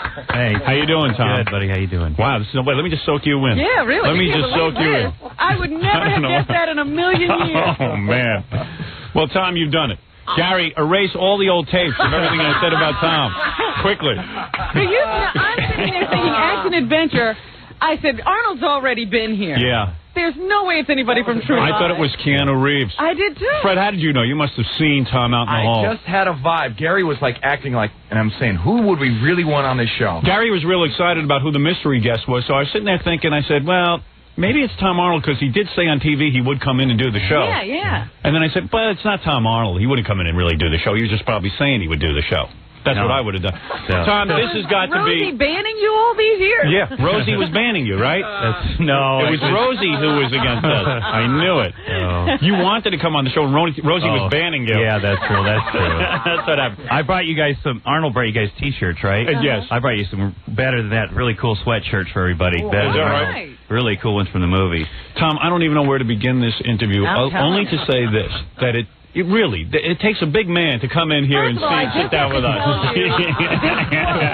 I saw in the paper this past weekend as I was reading something, people were talking about the Lisa Marie, Michael Jackson marriage to Tom, and according to this reporter, Tom said, talk about, you want to talk about bizarre marriages. Look who I was married at. That's right. Who I was married to. Is that what you said, really? No, I don't remember that. Yeah, but, I saw an article in the paper that said, they were talking about bizarre marriages, and they said, Lisa Marie, they said the most bizarre marriage they would like to see is Howard Stern and Roseanne. That would be Arnold. great. I think that would be great. Did you see that article? Yeah, I like that one. Yeah. They work out well together? I think it'd be great. I think, Tom, let's face it. This has got to be the biggest slap in Roseanne's face. You really are ready for divorce. This could be. I don't know about all the other allegations, but this could be considered assault, don't you think? Yeah. No, actually, Tom, this will be most shocking to Roseanne, because Roseanne hates me, right? I don't know that. I don't know if she hates you. I don't. Tom, she has said nice things about you. She says she thinks you were somewhat talented. And you said nice things about her. I did. So I guess so you guys like each other in a bizarre way. Yes. It's sort of a love-hate thing. Right. Tom, this is so good for you because now you have a hit movie, and you have actually signed to do other movies. Yeah. So now, in fact, I was watching on Larry King, and then some woman came on and said, I'm trying to get Tom Arnold for my movie. Wow. So the point is, you don't need Roseanne anymore. Well, True Lies has certainly been a great opportunity for me to have a career, I'll tell you that. Couldn't come at a better time, either. Yes, I mean, you have a career on your own, and also, let's face it, in a way, I said Tom can't get divorced because he has to give up half his money. When you think about it. Have her money. Yeah, but who cares? It is Tom's money, too. Well, he's married. It's all there. When you are married. Yeah. Now, Roseanne is trying to get out of paying you off. I've seen her lawyers angling and stuff. She's made allegations. You should be in jail. No, let me tell you something. That's not going to work. You are entitled to half of Roseanne's money. Fair and square. And I'll tell you why. The same thing. How much of half? It only goes I'll tell you what it is. If I left my wife today... But your wife has been there for the whole duration. I don't care. Tom came along after Roseanne was successful. No, limited success. Not when her TV show was successful. He was there from the beginning. He was there. He became the producer, and the marriage occurred after the TV show was already on the air. But he was seeing her. He was part of her life while the show was, in fact... being made when it was first going into production. Well, the deal is that... Tell the truth. Okay, here's the thing. In California, it's a 50-50 state, right? So if you're married for 5 years, then during those 5 years, everything... Whatever was made. Yeah. Right. Yeah. So did you guys used to get really pissed off at me when I used to talk about stuff? Yeah, we did. Behind the scenes. Tom was the one who was always saying nasty things, actually. Yeah, right. Tom, you were brutal. Yeah. I mean, Tom. He called you a no talent. Yeah. Yeah, you were pretty. You were pretty brutal. Well, you're talented. Thank you. Yes. Thanks. Arnold loves you too. Yeah, Arnold and I have. I don't know how that happened, but we actually have a nice relationship. Yeah, we do. He's a great guy. Yeah, True Lies is still doing real well. Yeah, it is. It's doing great. Yeah, it's making a lot lot of money. Oh, yeah. It opened in Europe this last weekend. It's doing great. Well, let me throw you a compliment first and say that the movie really has a lot to do with you. I mean, you really play a good buddy in there. You know what I mean? You kept the humor going, because otherwise it would have been like James Bond. Right, you just have this guy running around doing clandestine things. Yeah, right. But Tom adds that, you know, buddy kind of character, and he takes him home, and he's the kind of character that's a little skittish and needs to be helped all the time. Did you see Jamie Lee nude or anything like that? I saw, well, sometimes. Did you really? Well, just little parts. Because she likes walking around naked. Well, I think she's very very secure with her body. Right. And she didn't like just walk around naked, but she would, you know, she had that dress on, and she was up in the air real high, and there was helicopters blowing it up and everything. No underwear. Is that all right, wait, so let's start from the beginning here. So what's going on now, Tom? In other words, until you get your divorce settlement, how do you get any money? Well, but you got money coming in from True Lies, right? I mean, you got cash. Yeah, I mean, there's a lot of. I'm sure that the divorce settlement, everything will be satisfactory for everybody. There's enough to go around. Everybody's happy. I'm happy. Did you have your own bank account? Yes, of course. Okay. I mean, because you did get money from your producer duties. Well, yeah, you make a lot of money. I had my show, my last show. You make a lot. I made a lot of money. Yeah, I'm very happy. He had. I'll give you the bottom line. He probably had $2 or $3 million in his own bank account. Okay. But after the divorce settlement, I will say conservatively, you will be worth $50 to $60 million. And I'm going to tell you why. There's no way around it. Roseanne can sit and squirm all she wants and talk about, hey, Tom beat me and all this kind of stuff, which I don't even believe. No. I don't believe that. I wouldn't believe it. Well, why would she, you know, all you have to do, as I said, is pull out those old Oprah tapes where she's telling everybody that you're her savior, her biggest support system. What is that? Did you get the old Oprah tapes? Yeah, I got the old Oprah tapes. Sally Jesse, I got them all. You got them all? Yeah. I think that, you know what, when people get divorced, it's so emotional because, you know, you love somebody and then the next day they aren't going to be there or whatever, that sometimes you do stuff that you wouldn't normally do because that love-hate thing is such a fine line. Yeah, believe me. I see the girls who are comforting you now. I wouldn't mess with too much. Who is that girl? Now, that's pretty... Where's she? Is she here with you today? Let me get a look at her. She's here. Is she really? Is she really? Is she really? Oh, jackpot! Oh, jackpot! That's not her. That's Gary. Oh, is that right? Oh, yeah. I was going to say she looks like Gary. A little hairy. Tom likes him hairy. Yeah, right. Exactly. Let me tell you something. Now you're going to have some life. Now your life begins. You've got an acting career. You don't even have to screw with TV anymore. You've got a film career. You could make... You had a little adversity. Yeah, you had some adversity. Bit here and there. All right. Hey, so what? That's right. So what? Now it's all uphill. Right. You got money. You got enough money for the rest of your life. I don't see... Ooh. Oh, yeah. How are you? Okay. Good morning. Julie is from the Midwest. Julie, I love a belly shirt. That is the best thing you can wear. That is the best thing you can wear. All right. Oh, yeah. All right. Oh, yeah. Oh, my publicist is happy now. Your name is Julie? Yes. How old are you? 21. Oh. Wow. Oh, yeah. Yeah. But she's an old 21, right. Howard. I met her at David Spade, you know, from Saturday Night Live. Yes. He had his birthday party about a month ago, and he said, come down here and to the Viper Room. You know, great place. And come down here and have my party. So I get down there, and he goes, it was all guys. It was Chris Farley and all just guys. And he goes, wait a minute, because the Playmates are coming. Yeah. So I said, okay. So then they come, and they're real nice and everything. Some of them are drunk. Some of them are funny. Some of them are smart. Some are whatever. Right. But I noticed that somebody kind of stood out a little bit, and it was Julie, and she wasn't a Playmate. So I talked to her, and I found out she was visiting her brother from Michigan. Yes. Her brother's a comic. And that she, you know, and I said, well, would you like to go out on a date with me in a week? Yeah. And she did. And because she's going to be a school teacher next year. Is that right? Second grade. That's it's a good person. Well, wait a second. So you guys met at the Viper Room, right? And now you're going to go be a teacher somewhere. But did your parents meet Tom yet? No. I mean, wait till they find out you're dating an older guy. You know what I mean? They know now. They do know. Are they pissed off? No. Her dad wanted to come out and get her right away. He's going to get away from that guy. But. It must be great waking up next to her. I mean, you know what I'm saying? 21 years old. She's really a nice person. She's very grounded, and she's very, you know, she. But you're not going to rush to get married or anything again. Well, you know, I'm not divorced yet. Yeah, so it would be bad to rush to get married. That's stopping him, though. I can't believe it. So, you and Tom have a lot in common and stuff? Yes, as a matter of fact, we do. And is he always screaming about Roseanne and everything, too? No. He didn't even care. I don't even think you think about it. Well, you were actually the one who was trying to patch up the marriage there for a while. I did everything humanly possible. I know you tried. You went down there. You tried to reason with him. Forget it. Well, what happened? What do you think happened to the marriage? Well, I'll tell you exactly what happened. Oh, okay. Howard knows. Tom got sick of Roseanne. Oh, here we go. That's exactly it. And you started dating other girls. No, that's not what happened. Really? No. I'm not sure exactly what was the marriage. You know, in all marriages, we had a lot of stress, and you know, it was so public and everything, and we're both in the same business, and you know, one thing leads to another, and then it gets there's just too much. And I worked so hard this last year. I was gone a lot doing this movie, and that made it hard. And then I was doing my show at the same time, and I was doing too much, and I wasn't there enough to work on the marriage. So that's my responsibility within this. Yeah. Come on. Who are you kidding? Yeah, You're true. talking to me now. True. What are you crazy? You really would have liked to see it last. No, I would have. No way. As soon as a guy gets financial independence, starts to think about... You're making Tom sweaty. Yeah, let's take your shirt off, man. As soon as a guy gets financial independence, which Tom has, this is my beat on it. Yeah. Look, you got financial independence. You start to look around. It's Hollywood. You're exposed to beautiful women on the set every day.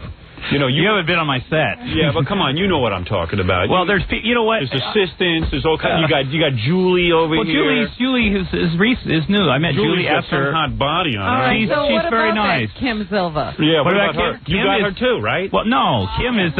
You had her. Kim is moving to Hong Kong to work for Planet Hollywood as a PR person, and I wish her the best. Kim's a great person. She is an absolutely. So you're not with her anymore.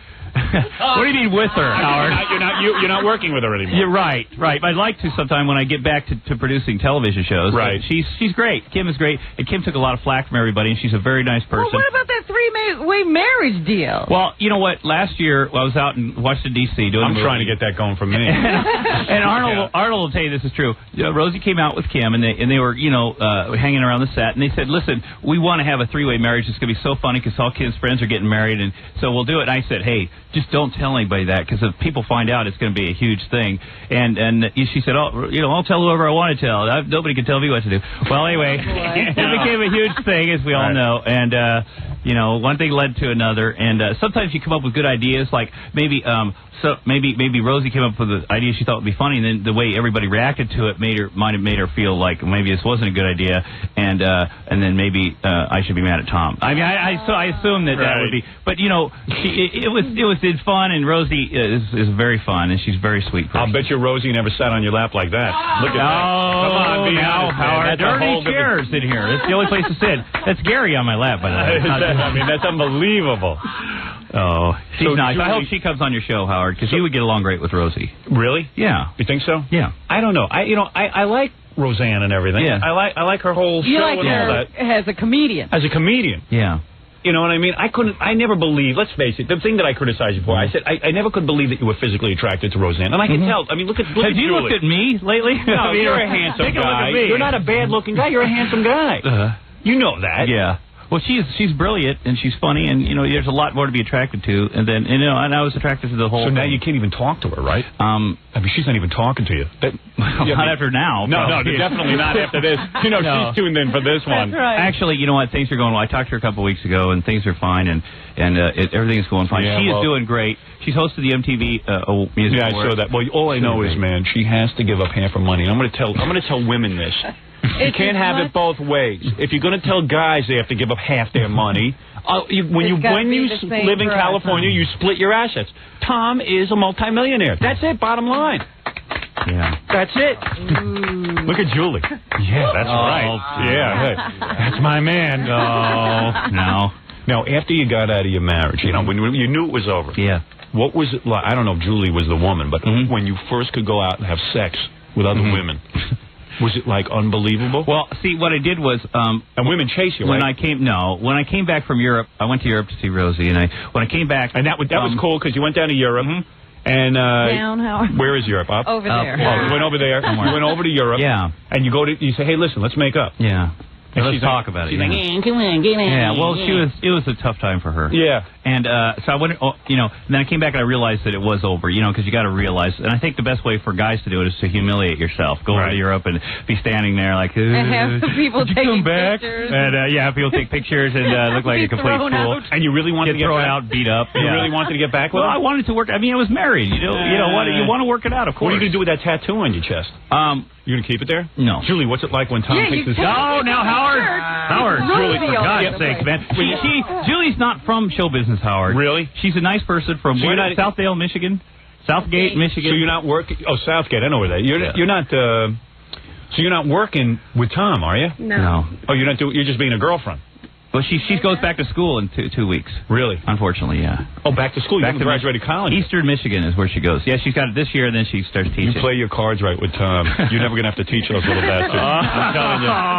You're going to have 50 million. You can use that early childhood education on your own kids. Just play it smart. Don't blow it with them. Just be nice. That's it. Just be nice. Oh, that's nice. Yeah, that is nice. Hey, I got some more Planet Hollywood T-shirts, too, for everybody. Oh, do you really? All right, there we go. Now, True Lies continues to be at the top of the box office. Yeah. And ever since it went to the top of the box office, now you're getting all these movie roles. Right. And in a way, this really, if we can get back to Roseanne, it throws it in her face because she didn't make a successful movie. She was in the movies and it bombed. So in a way, you have done what she couldn't do. Well, but also, she supported me. She always told me, you'd be great if you could do a movie like an action movie. Or That's true. She always said no one was more great. supportive than Exactly, Roseanne. right. Exactly. She brought you on every show. In fact, she was the only one. Right. Exactly. She really was. I didn't believe it either. I felt like an idiot. I was like agreeing with Howard. I know. And Robin. I didn't was like, believe that Tom would be in a hit movie. Yeah. But there you were, and I had to admit What did we say? When we heard that Arnold was working with Tom Arnold, we were like, what? Yeah, I was furious. I felt the same way. I was like shocked, too. But was it hard to get that job? I mean, you had to go in and really... I mean, they probably said, we don't want Tom Arnold in the movie. Here's what happened. They'd read 25 really good actors in Hollywood, and then they were kind of searching, and then an agent, as a favor, Jim Cameron said he'd meet me as a favor to this agent, and I went in there, and I knew it was a favor, so I felt so embarrassed. Right. But I wanted to meet Jim Cameron because I thought this might be my one and only chance. Right. So I go in, and we talk about the character, and I said, I could relate to this guy, and I give him a little bit, and he goes, well, while you're here, why don't you read? So I read a little bit, and he said, do you mind if I film you? And I said, sure, and he filmed me, and he said, this is working, I'm going to have Arnold come in. So Arnold came in the next day, and were he was you really like pissing in your pants when Arnold walked in? Because this was getting close. It was my heart was beating, Did you memorize all the lines? No, I didn't hardly know. That was a problem. And neither did Arnold, fortunately. And the two of you just sat there and read from a piece of paper? Yeah, and he filmed this, and it just clicked. And you didn't even rehearse it or anything? No. Is that really true? You don't even like look over the script that much? You're supposed to. And you didn't? I was too nervous to do it. I thought, well, if I learn it, then I'll really know it, and then it'll feel like horrible when I do lose the part. And did you start ad-libbing around it, or did you? Yeah, you did. Yeah, and then we did that throughout the movie. I mean, Jim wrote a great script and everything, and it was so funny, but he let us ad-lib a little bit. So, Julie, who's the most exciting star Tom has introduced you to? Do you get to go to cool parties with Tom? I'm sure you go to the openings of Planet Hollywood and all that stuff. Must be pretty good. We haven't done that yet. We're going to. Well, who have you met that you like there? And Tom never accidentally called you Rosie or anything? No, you never slept and called her Rosie? Because you got to be used to saying, hey, Rosie. No. We went to Woodstock over this weekend. We went there. Oh, you were there? Yeah. It was a mess. It was. But it looked kind of cool. It was kind of fun. It was great. I mean, it proves to me that if there's a nuclear war, at least 350,000 people will survive and do quite well. They were like roaches. You couldn't kill them. Julie, you met Julie? Chris Farley. Chris Farley. He's real funny. My buddy. He's great. He's great. And has Tom promised to put you in a movie yet? No, and I don't she doesn't want to. See, she doesn't like that stuff. Yeah, my wife was like that. Now she's looking to be in a movie. It's unbelievable. Yeah, so let me take a break. Okay. You got some more time? Yeah. All right. Tom Arnold is here. This is unbelievable. I know. Unbelievable. It's great. I dreamed about this. Seriously. Yeah. I did. You had to be a little nervous coming in here. Well, as we said on the air, the first Arnold to get in here, we support in the divorce proceedings. That's right. And we support Tom Arnold in it. What can I tell you? Rosie had her opportunity. You think Rosie's sitting by the radio listening to this? No. Oh, come on. She's got people that do that for her. Oh, she has people who listen to the radio. Later in the day, She'll come in one day. I mean, she's, it's probably easier for people to deal with this separately than together, and I do understand that. I mean, because we're both nice people. Did you guys used to talk about me and say, man, he sucks, and we hate him? Tell me everything. We got our feelings hurt. I know. Well, come on, there were articles. I mean, it wasn't a secret that they were thinking about. Yeah, I know. Then Rosie would. One thing that was cool is she would get into it with me. She would call me a jerk in the newspaper. Yeah. You know how I love that. It only eggs me on. Absolutely. Yeah. And how would word get back to you about what we said? Would you guys be listening to it, or would someone tell you? You know what? People would be kind enough to tell us. People are always and I listen to the show, in the morning over there at 97.1 in Los Angeles. So, and then, it was always a coincidence. We turned it on, and I turned it on in the limousine, and it'd be just when you were saying something about it, and she'd look at me and go, never again, and set it off. See, but at least I brought you two closer together. Yeah, your common enemy, Howard Stern. Exactly. All right, this is a very exciting day. Tom Arnold is here, the star of True Lies. He really did a fantastic job in the movie, and when I said it, I guess it kind of patched things up. Well, it was very nice you said that. I had to be honest. I said Tom Arnold was really great in it, and it's a terrific movie because of you. It really thank you is. very much. It's a terrific movie. So let's take a break. Tom Arnold is here with the beautiful Julie. Now this is more. She's a nice. Yeah, this is better. Nice, yeah. This is better. Oh no! Come on, man. Come on. You've been Roseanne how long? You were a boyfriend, and how many years? How long? Rosie and I, for 12 years, we've been, before friends, really close friends. And she was the first heavy-set woman you were ever into, right? No, I'm from Iowa, pal. Oh, really? She's thin there. Oh, man. Well, you certainly traded up here. I'll tell you that. Oh, they say so. Oh, This is the life you should be living. I am living it. Oh, you're damn right. You got a bachelor pad yet? Yeah. Well, Rosie doesn't let him come home, so... Yeah, well, she's got the... Yeah. Who cares about that farm in Iowa and all that stuff? I was going to say, what are you going to do about the farm? Tom's going to keep that. Well, I'll probably keep the farm part, but we'll see. We'll see what happens. You can't really be too connected to material possessions. And what about the loose meat places? There was a lot of people who were working. Yeah, well, I'm going to make sure that keeps running. Yeah. It'll be fine. What? The loose meat, the restaurant. And we were opening up other restaurants. Here's how it's going to go. I'll tell you how it's going to go. Rosie's going to get to keep the main house that you guys have. We have two main houses that are side by side in Brentwood. She can, she can have those. Yeah, you needed two houses? And by the way, of course. Well, that was huge. And you know what you do? Jack up the value of them so that it looks like she's getting. Well, that's an idea that I'm sure my accountants have thought of, as well as her accountants, jacking up the value of the Iowa property. Exactly. The Iowa property you could never sell. Would take forever. So take the Iowa property just because it'll be fun to be like the land baron of your hometown, and then you'll have that. And then as far as cash assets, future assets, that's another thing. You can sue for celebrity. So can she. That's right. That's right. So you'll gladly give her half. She has to give you half. That's the way it is. But that's the way it is. Thank you. You could sit there and argue all day. Judge Ito will say the following. He does all the celebrities. Judge Ito will say the Arnolds are splitting up. Tom has been there. 50-50. Clearly. 50-50. Hello. Oh, we're just going to get it settled and over with. Yeah, I can't wait. Thanks for the legal advice, though. There's not going to be any big trial. No. I don't need Jake Bloom anymore. I got Howard Stern. You don't need it. You don't need it. It's fait accompli. That's the end of it. Exactly. That's right. Who would have predicted a few months ago that Tom Arnold now is a major movie star and OJ's in jail? Oh, who would have predicted? I know, it should have been the other way around. It should have been Tom in jail and OJ. Well, I don't think he could ever make it as a big movie star. So he had to go to the next thing. He's the biggest thing going now. Exactly. That's right. Nobody's bigger than OJ. All right, let's take a break. When we come back, let's go through your whole history. The first night you met Roseanne, how long it took you to get her in the sack? No. What that was like. You can read her book. She's all in there, I'm sure. No, I like to hear from your side. No. There are a lot of things that I know, so I can... You can fill in All right, this is going to be good. Tom Arnold is here. We'll talk about True Lies. We'll talk about True Lies. No question about it. I can't imagine there isn't a person who hasn't seen it yet. It's so good. Oh, it's incredible. You got to see it twice, though, Howard. Yeah, I would see that. Yeah, because then you get all the lines. A lot of them you missed the first time. It's a great movie. Yeah. It's very Arnold is funny. listening, by the way. He told me he's getting up real early to hear this right now. Is he really? Yeah. Hey, remember when you and Roseanne were doing Saturday Night Live and someone sent like 10 pizzas to your room? Yeah. That wasn't me. That was not It wasn't us. you? No, it wasn't. I always wanted to tell you that. I don't do stuff like that. It was like 20 pizzas. If it was 10, we would have eaten them. No, it was Roseanne did keep the pizzas, right. though. Yeah, it's true.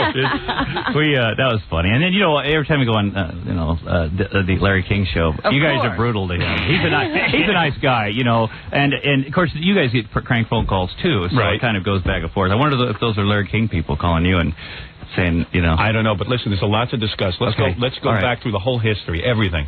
Let's drag everything up right after these words with Tom Arnold and the beautiful Julie, soon to be Julie Arnold. You must think it's pretty wild. I was reading this weekend, they actually took a poll.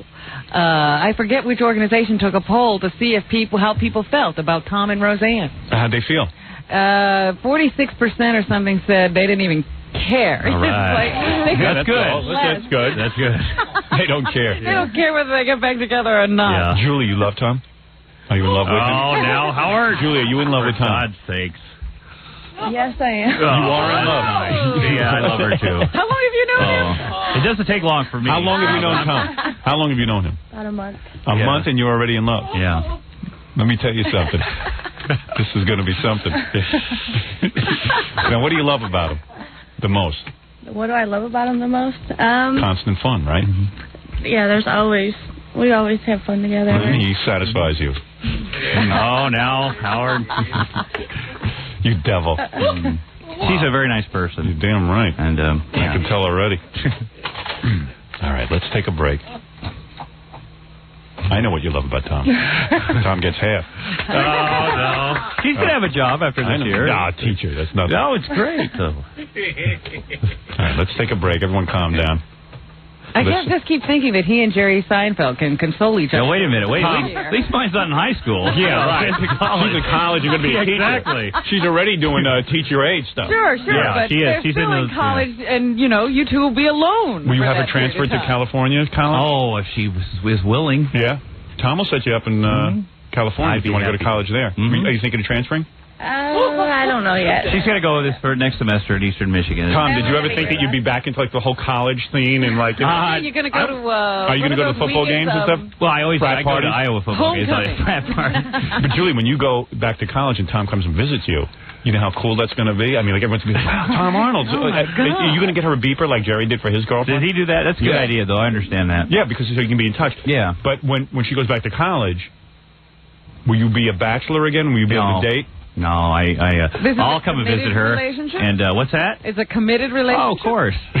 I wasn't looking for a relationship. See, after you want to play the field. Well, no, I tried for 1 week. I had a bunch of dates, and then it was so hard that I said, good? I have to be. No, I mean they're all great. They're all great. They're great people. No, they're all great, and I never had sex with any of them. Right. I know that's your next question. So, but they're nice. But then I need to be alone, to sort through all this stuff. You needed to be alone for like a week.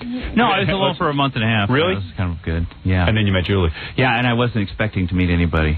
And but when God puts somebody in front of you, you got to not. It might be the one. Yes, yes. And I think and all these Hollywood guys get 21-year-olds. A month or two, they're back in they the get 21-year-olds. as they say. Yeah. I got to get a little action going. Oh, get action. I got to get me a girlfriend. It's too late for you. Yeah. You know what? I was just thinking, Julie could teach Jerry's girlfriend. Right, you could you could end up being her teacher. That would be unbelievable. All right, Tom Arnold is here. Let's take a break. When we get back, the movie is True Lies, as you know. Tom does a great job in it. Oh, beeper. That was Julie's beeper going. Yeah, just getting ready for school.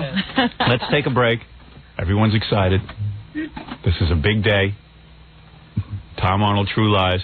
What if she told her girlfriends? We got to come back and find out. Did you tell your girlfriends? Yes, they all know. Oh, man, now that's great, huh? Are they going nuts? Pretty much. They want to know everything, right? Did you meet Roseanne? What's going on? Where does he live? Is he good in the sack? How big's his penis? Is he good? I think Tom must be real good in the sack. I'm thinking about it. Well, do you want to find out? Do you mind? No, not. Hey, by the way, another cool thing you did. You went on live at 5, and you asked Sue Simmons if she was a lesbian. I only asked her that because she kept asking me. She's very funny, very nice person. She kept asking me personal questions like, 1 too many, 2 too many, 3 too many, and so I said, well, let's talk about your personal life. Are you in a relationship? No. Are you a lesbian? Yes. She said. Were you led in that direction by any personal knowledge? Maybe just subconscious. Maybe. No, but before the show, did anyone say to you like a rumor, like they heard that Sue was a lesbian? No, not till after the show. I read in the paper that you always said she was a lesbian. No, I don't know if Sue's a lesbian or not. No, I don't know. She's really funny, though. Actually, I watched the segment when I got back home. Fantastic. I liked it a lot. It was fantastic. Thanks. Very, very good. Yeah, got everybody talking. Yeah, it was good. Obviously, that was a real winner. I was watching it. I was underneath the desk watching it. It was one of those great moments. It was really good. Hey, you could date Sue now. Now that would be something. She's real nice, I bet. Yeah. All right, let's take a break. Yeah, nice try. Let's take a break. Tom Arnold is here. Yeah. The movie is, of course, True Lies. Yes. Big smash hit for Tom. And what's the next movie coming out? It's called 9 Months with Chris Columbus as the director and Hugh Grant is the other guy. Oh, yeah? Yeah, the main cat. And that'll be out when? That'll be out next summer. Wow. Spring. I got to get my movie off the ground. Yeah, you're getting left behind. David Permit, you were going to work with him at one time. Yeah, no, I'm not working with him now. Yeah, I talked to him. I'm doing something with him. He's a nice guy. Yeah. Did you like him? Yeah, he's a real good guy. Yeah, he's great. Yeah, I know a lot of these Hollywood guys. Yeah. In fact, I might be doing something with him very soon. The project that I'm producing. All right, let's take a break, and we'll be back with Tom Arnold. Oh, come on, Tom. Oh, man, you're moving mellow out with that. Okay. Let me tell you, the day that I never thought I'd see Tom Arnold in this studio. No. Never did. And Tom never thought he'd see himself in the studio. The way Gary was carrying on, I just couldn't imagine who it would be. Hey, you know what was weird, too? Remember when Sandra Bernhard couldn't come on the show anymore? Did you give her the order that she couldn't come on? Yeah. You did? Yeah. You were the one who had to go out and do all that stuff? Yeah. Tom was the hatchet man. Sorry. Sandra used to come on the show all the time. Yeah. And then, Sandra's great. You know, she's a great... dynamite. We love her. We love her. Yeah. So you told her, hey, Sandra, if you want to be on the Roseanne show, you stop coming on the house. I didn't say it like that. I would never say it like that. But I said, you know, it seems like when you go on you to promote something, and he ends up just slamming us all the time. So I don't know if that's very productive for anybody.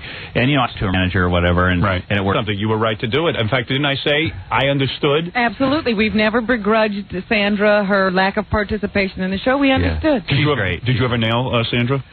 No. Did she ever nail Rosie? I don't think so.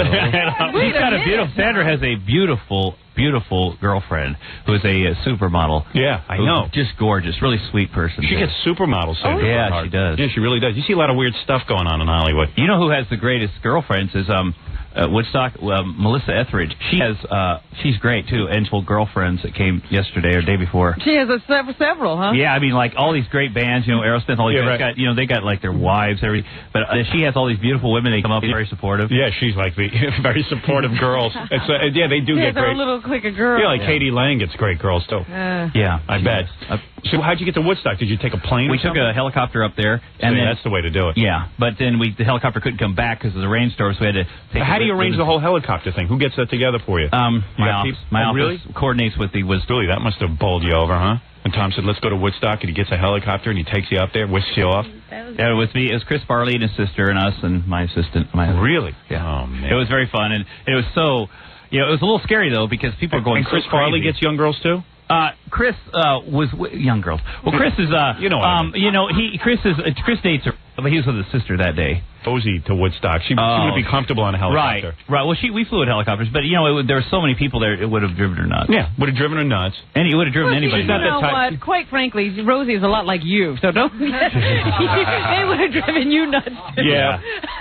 Let me tell you something. To me, I think being married to Rosie was like a prison sentence, and now you're a free man. I'm serious. No, it was great. It was a great. And we were that was it. No, it was great. At the end there, I started to hear stories about how you did have to have a separate place to be because Rosie was so... No. Off the wall? Yeah. You never... No divorce is because of one person. It's always 50-50, and any trouble But I'm just saying, wasn't he'd go off, right? Well, I had an apartment where I used to work with writers. Yeah, because she didn't like me to work at home. Rosie has a history of mental illness. Well, and she had 27 personalities, right, Tom? Right. Then she comes with this personality thing, and you don't know who you're coming home to. Yeah, one day okay, it's a guy, but isn't that women in general? No. Oh, come on. Which women are you dating? Julie, how many personalities do you have? She's young. She hasn't developed that much. Yeah. She only has 3 personalities. Exactly. You'll see.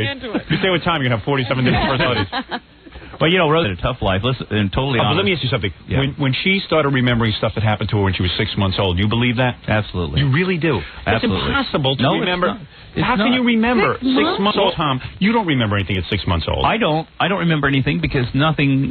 I don't remember anything. But you know what? It is possible. You don't want to remember the last couple of years. Yeah, but it's possible. And you totally bought it? Oh, yeah. Because I would think a guy who, like, you'd been around and she had the 27 personalities and you were going crazy, you had to go into another apartment just to get away every once in a while, you would say, how can you... I don't remember 6 months ago. I mean, when she starts making all these allegations about you, too. Well, sometimes a lot of those aren't true.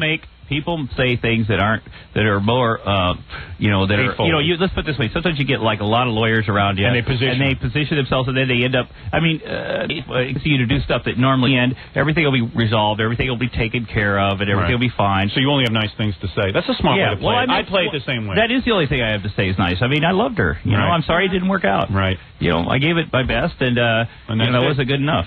So, hey, next time.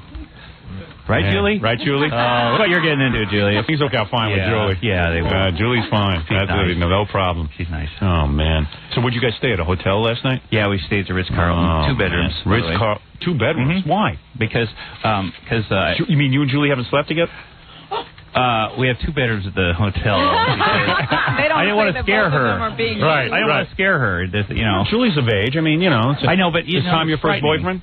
Is he boyfriend? No. No. Well, he was your first. Oh, Lord. True, Tom? Oh, yeah, I was her first. You were? Yeah. She was mine, too. Really? Yeah. Unbelievable. I can't believe. Ooh, the prize. You are the prize. Oh, she's nice. Oh, may I have a date with you? For the rest of the interview, can you sit on my lap? That's not right. So, Tom, let me get this straight. Okay. So here you are. Your guy comes out of Iowa. Mm-hmm. And you meet Rosie, I don't know, on the comedy circuit. Yeah. Start writing some stuff for her. Yep. She'll right there. There's your claim to 50%. He's writing material for her. All right. Boom, okay? I didn't know about that Did you need more? You need more proof? Start writing some material for her, doing the whole thing. Yeah. But didn't you get paid for that? I mean, he wasn't married, so he doesn't get that 50%. So here's the deal, Robin. I know you're very concerned about this. Thank you. I don't want it. You know what? I'm not going to... Something can be worked out that's not 50% or 40% or anything like that. Did you sign I'll be totally a happy prenuptial with. agreement? You never signed any prenup? No, nobody. I would never make anybody do that either. No. He wouldn't do something like that. If he puts a piece of paper in front of you... I would not do that. Oh, yes, you will. Hey, they don't hold up in court anyway. Yes, they do. Yes, they do. I'm telling you. Yeah, I wouldn't do it. Donald Trump. It's hard to start off a marriage. It's like saying, I really love you, you thieving bitch. You know? Right. Yeah, but you gotta. You know, your lawyer will make it. You don't want to do it. My lawyer can't make me do anything. All right, so wait a second. Julie, you're going to have to sign. But sorry. She won't. If you know, that's a hypothetical that she would want to marry me, and, like I'm still married, Howard, you know. Well, yeah. Well, we'll see what happens. I mean, it's, yeah. Listen, so wait a second. So then you come up on the outside, you meet Roseanne. She's, you're not in love with her right away. It's not a thing that you're... We hit it off right away. We were very good friends. Immediately? Good friends, but not lovers. Not lovers, no. But did you secretly love her for a long time? I guess I probably did. No kidding. Yeah. See, because your taste of women have drastically changed. Well, you know what? I never met anybody like her before, Rosie before. Right. I never met anybody like Julie before either. Right. You know, and Tom knows how to play. You know, it was more of an adult relationship. It was an adult relationship for me. All right. So now you got a bachelor pad. Yes. And nice place. Yeah. You own or you rent? Lease to buy. Lease to buy. Yeah. It's a house. Yes. Oh. And now you set up the house the way you want it. Yeah. You by yourself. Right. And whoever you got a pool. Yeah. Oh. It's a nice and Julie, you sit by the pool, like in your swimsuits and stuff? Yeah, she does. Yeah? What do you wear, a thong? No. No? Not for me, no. No? See? Bikini? Yeah. Yeah, all right. Oh, man. Does Tom give you an allowance to just decorate the whole place? Like, just go out, honey, and decorate? My mom is out there decorating the place. Is she really? She's insane. Really? Yeah, she's out there. And, like, you put cool stuff in, like computers and I'm putting all male stuff? Yeah, I changed all. It was pink, sort of, before. And, like, now it's, like black granite and steel. And dark green. Yeah, right. Yeah. Yeah. Big penises everywhere. Yeah, right. Just big phallic symbols all over the place. Stuff. Yeah, that's right. Who's your mom like more, Rosie or Julie? Julie. You know what? My parents are the kind. There's 7 kids in my family. Been a lot of divorces. They don't get in between. They have supported Rosie. They've supported me. They aren't, because they want to see their grandkids, my stepkids. So Rosie's called them and talked to them, and they won't. They aren't the kind that kind of take sides. Really? So I hate them.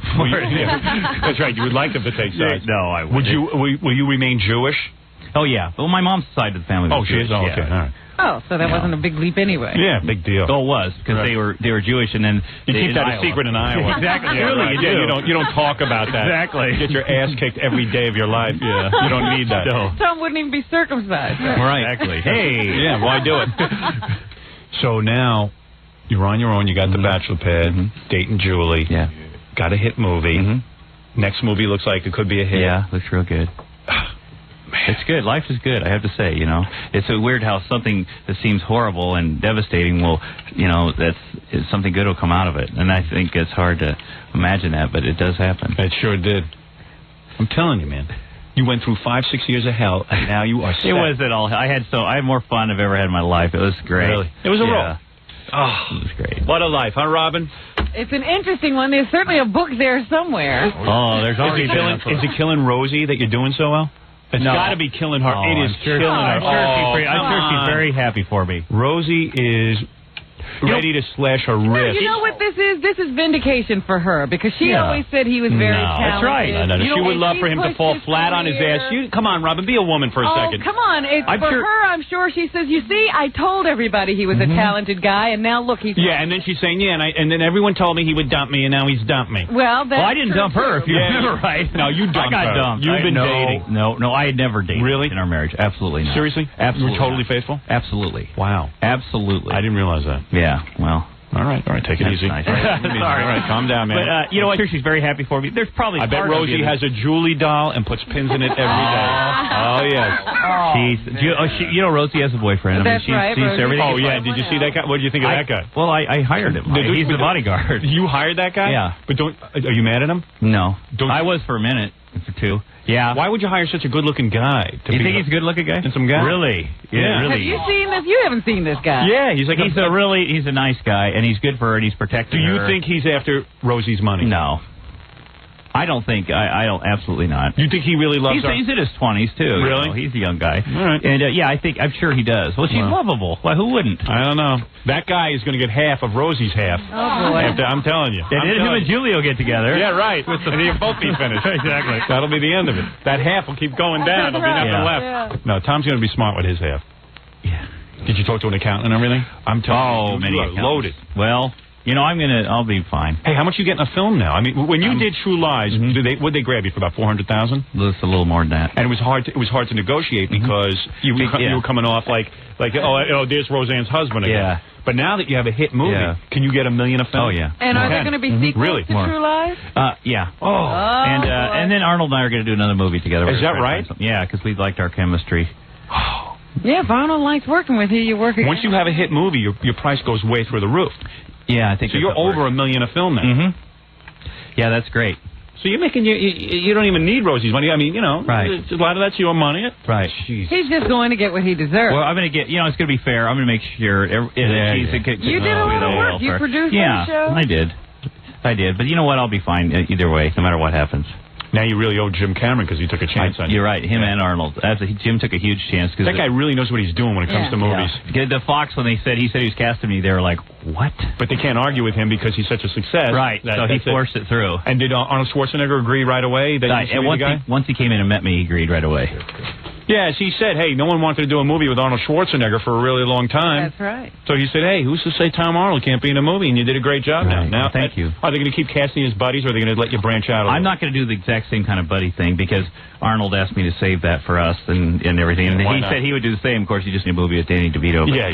Anyway, but this next one I have a wife, Joan Cusack's my wife. We have kids. And have you gone over to Arnold's house yet? Oh, yeah. Do you hang with the Kennedys? They're nice. That is one of the nicest families I've ever met. Did you meet Teddy? I've met Teddy. I met him at the Capitol. Really? He isn't like hanging out over there at the house. But you met Maria Shriver and stuff. She's the best ever. Really? She is the best ever. And her mother. Does he have to yell at her a lot? Because Arnold's a control freak. Yeah, he yells at her. Yeah, that's the way it goes. So, and like you hang out with the kids and everything? Yeah. And like you're like, oh man, I can't believe this. Yeah, it's great. Well, watching them together is such a great family. It makes you sad that I don't have a bunch of kids myself because the whole family is so supportive. The Kennedys are so supportive of each other. I mean, you never see anything like it. And that's why. And then when you go over there, you're like, hey, F everybody, man. I'm over at the Kennedys without Roseanne. I don't need Roseanne to go to the Kennedys. So you're like, hey, F you. I got here by myself. But, he's talking about kids. He and Rosie were trying all kinds of... Hey, what's Rosie's problem with that? Well, it might be my problem, too. No, you don't have a problem, do you? I don't think so, but maybe I do. You can knock Julie up in one try. No. Rosie had to have her tubes untied. Yeah, all kinds of things. She went through a lot. Rosie really went through a lot to try to get pregnant, and I really... Yeah, that would have been a real good idea for Rosie to have another baby. Yeah, it might not have been the best idea. I don't know if she really wanted to do that. I mean, she's going for all the plastic surgery, and she's trying to have I don't know. Were you flipping out when she was going for the plastic surgery? You must have, because it really doesn't look better. I mean, it does. I think it looks freaky. Well, it doesn't. She looked better before the plastic surgery. Well, she looked great before, and she looked great after. When I first, and you would say to her, "Hey, Roseanne, what are you doing?" When I first whatever she wants to do. Were you shocked that she got like a tummy tuck and stuff like that? No, I understand that completely. It wasn't a tummy tuck. It was something a little more major. And I understand that completely. She does. It's a long story about people who've been abused. But when maybe 4 years ago when I did my first HBO special, the first day of shooting, we're sitting there and she was doing a cameo on it, right? And she's sitting next to me and she's looking in the mirror and she goes, you're a lot younger than me, Tom, and so I'm going to have a facelift one of these days. And I said, honey, obviously I don't care what you look like. I married you the way you are. Right. And so she just turned over and slapped me and scratched my face so bad. It didn't come out right. It didn't come out right. Yeah, right. But all right. Maybe that was the end of the marriage right there. It could be. Well, whatever. Oh, you're so tactful. I meant, You meant it in the best way possible. Yeah. Well, Tom and Julie, I want to thank you for coming in here today. Thanks, Robin. I want to just say that the movie True Lies is phenomenal. You do a great job in it. It's a really entertaining, good motion picture, and it's a thrill a minute. I really enjoyed that film. Yeah. Yeah, and I say, you're a real man to come in here after all the bad blood between me and Tom. I can't believe you did it. All right. Well, if they can do it in the Middle East, we can do it here. Yeah, it has been done. Everyone is now friendly. Well, I always said the smartest thing for the two of you to do at the time would have been to come in here. That's right. That would have diffused the whole thing. Yeah. I was just mad that you weren't coming in. That's all. You just come in and you just walk in. But it was fun while it lasted. Yeah, it was fun. Julie, you're phenomenal. Thank you. Phenomenal. Let me tell you. I can't believe it. Too bad you have to go up to college. When does college start? I believe it starts on the 8th. On the 8th. Of September? Well, you had one enjoy wicked the summer. next few weeks. What were you doing out in California all by yourself? Visiting my brother. Oh, is that right? Well, your parents are going to have plenty to say to him. Her brother wrote a screenplay, writing something for David Furman, too. Is that right? Eric Chapadella, and he's a very good writer and a comic. David better start learning to read the scripts and stop getting, you know what I mean, first. What's going on there? Oh, I see. Well, I see. That's very good. And you look very lovely, I must say. She is very lovely. Yes. Well, where will you two be going now? Back to the hotel? Yeah, we'll go there and two rest. separate rooms to rest a little. This has been very tense, and now you two need to rest. Yeah. Oh, I need to rest over there, too. You stay here and do the show. I'll go rest with Julie. Okay. All right, Julie, congratulations to you. And, of course, Tom, congratulations on what appears to be a successful, very successful film career. Yeah. And a whole bunch of new movies, and he's already over $1 million a film. Amen. Oh, man. Julie, can I have a back rub? Oh, please. Oh. All right. Everyone's calm down. It was just a joke. I can't wait till you get back to college and the professor says, all right, everyone write a paper on what you did this summer. Right. Oh, is he he's going to throw that back at her and say, stop lying. I was at the Viper Room. I met Tom Arnold. I'm in the middle of a whole divorce thing here, but it's really wild. Fiction class. And I hung out with the Kennedys, and it's really cool. I got my own beeper now, and Tom beeps me, and I go... I helicoptered to Woodstock. Yeah. That's what hell is going to look like if I ever go there. It is. You're right. It really is. Oh, did it appear to be like all guys out in the audience? The front 50 rows were all guys. If there was a woman, she was stripped naked and passed her out. Did you see that? Yeah. It was wild. It was like Metallica goes on, and it's like... All of a sudden, the girl's naked, completely naked, everything. Hasn't shaved in a month. They got her up, and guys are like sticking their fingers in places that shouldn't go, you know what I mean? And just and grabbing breasts. And oh, yeah. And then they had to smile like they enjoyed it. Hey, hey. Because they're on TV. Yeah, and then you see a pained look come on the woman's face, and she's struggling to get down. It was weird. It was unbelievable. All right. Anyway, Tom, thanks for coming in. I really do appreciate it. It was great to meet you. And we'll be back after these words. Thanks. Hey, Stuttering John, what is it? You know that guy Ian always calls? Yeah. He's on really upset at you. Why? Because of Tom Arnold? Tom Arnold on. Why? I heard a little bit of it. He said it goes against everything that you claimed that you stood for. Oh, you know what? Screw him. Oh, I want to hear him. Well, of course. I would never hang up. What is it, you stupid drunk? Well, you can say what you want, okay? But when this guy actually ends up at McDonald's flipping the hamburgers, are you going to stand by him like you did today? Stand by him? Listen, let me tell you something, you drunken skeeve. Yeah, right. Let me tell you something. I would interview Tom Arnold any day. I would have interviewed Tom Arnold. Yeah, like you did when you were sending that pizza to Roseanne. I never sent that pizza to Roseanne. What do you know, you lying freak? You sit by the radio for 4 hours a day. Why didn't he interview Tom Arnold? He doesn't know. He's a drunk. He doesn't know anything. Rationale. Because he wants me to have no ratings and not interview anybody. Why would we interview Tom Arnold? Jesus Christ. Yeah, and you were glued to the radio the whole time, you drunk. If I live my life the way you live yours... Yeah, if you live your life the way you'd have a family. You don't even have a family. Where's your wife? Who cares? Where's your children? Why is that important? Why don't you know where your wife and children are? Why do you stand up your whole future and everything that you are on your family? Because at least I know where they are. Where's your wife? And you said if I lived my life the way you lived your life, what would I be better off? I'd be a drunk, a miserable drunk in a room listening to the radio. People. I never betrayed anybody in my whole life. Oh, yeah. What about your wife and children? Why aren't they happy? And who did I betray? Listen, they're happy. Who did I betray? They're still happy. Who did I betray? He had no loyalty. Like, for example, with that Sammy Hagar. You remember how you used to talk about, you are... David Lee Roth, right? David Lee Roth. How great he was, and blah, blah, blah, blah, blah, blah. And then all of a sudden you got Sammy Hagar, and you know... So what? It keeps you listening. Yeah, you dumb freak. You stupid drug addict. Don't you get it? Drinking alcoholic, no family, no life except to listen to my show 24 hours a day. No, I didn't. You know what happened? I was working the whole weekend, and I finally picked it up this morning, okay? And all I heard you talking to Tom Arnold, and it drove me nuts. Oh, it drove you nuts, but you listened, didn't you? Why does No, I didn't. I only listened to you turned it right off. kissing his, behind. Kissing his ass. You think that was kissing ass, huh? Yeah, of course. All right, you no doubt about it. Well, why don't you go have a drink on me? Yes, don't you kiss ass. Yeah. Ass kiss. Listen, I could listen to that all day, but other people get annoyed with it. We'll you know what? listen to him later in the office. I sort of a question I'd like to ask Tom Arnold that I didn't think of when I was sitting there talking to him, because it took me about 10 minutes. Well, there are tons of questions I'd like to ask him. Yeah, but it was like I was saying, you know when Tom went through his whole drug phase and was doing the coke and everything, how does a guy score coke when he's that famous? You need somebody to do it for you, of course. Oh, do you? Of course. Tom, call in. But there's also, I wanted to know if he's like back on Ritalin or something. Remember, Rosie was always saying he had that,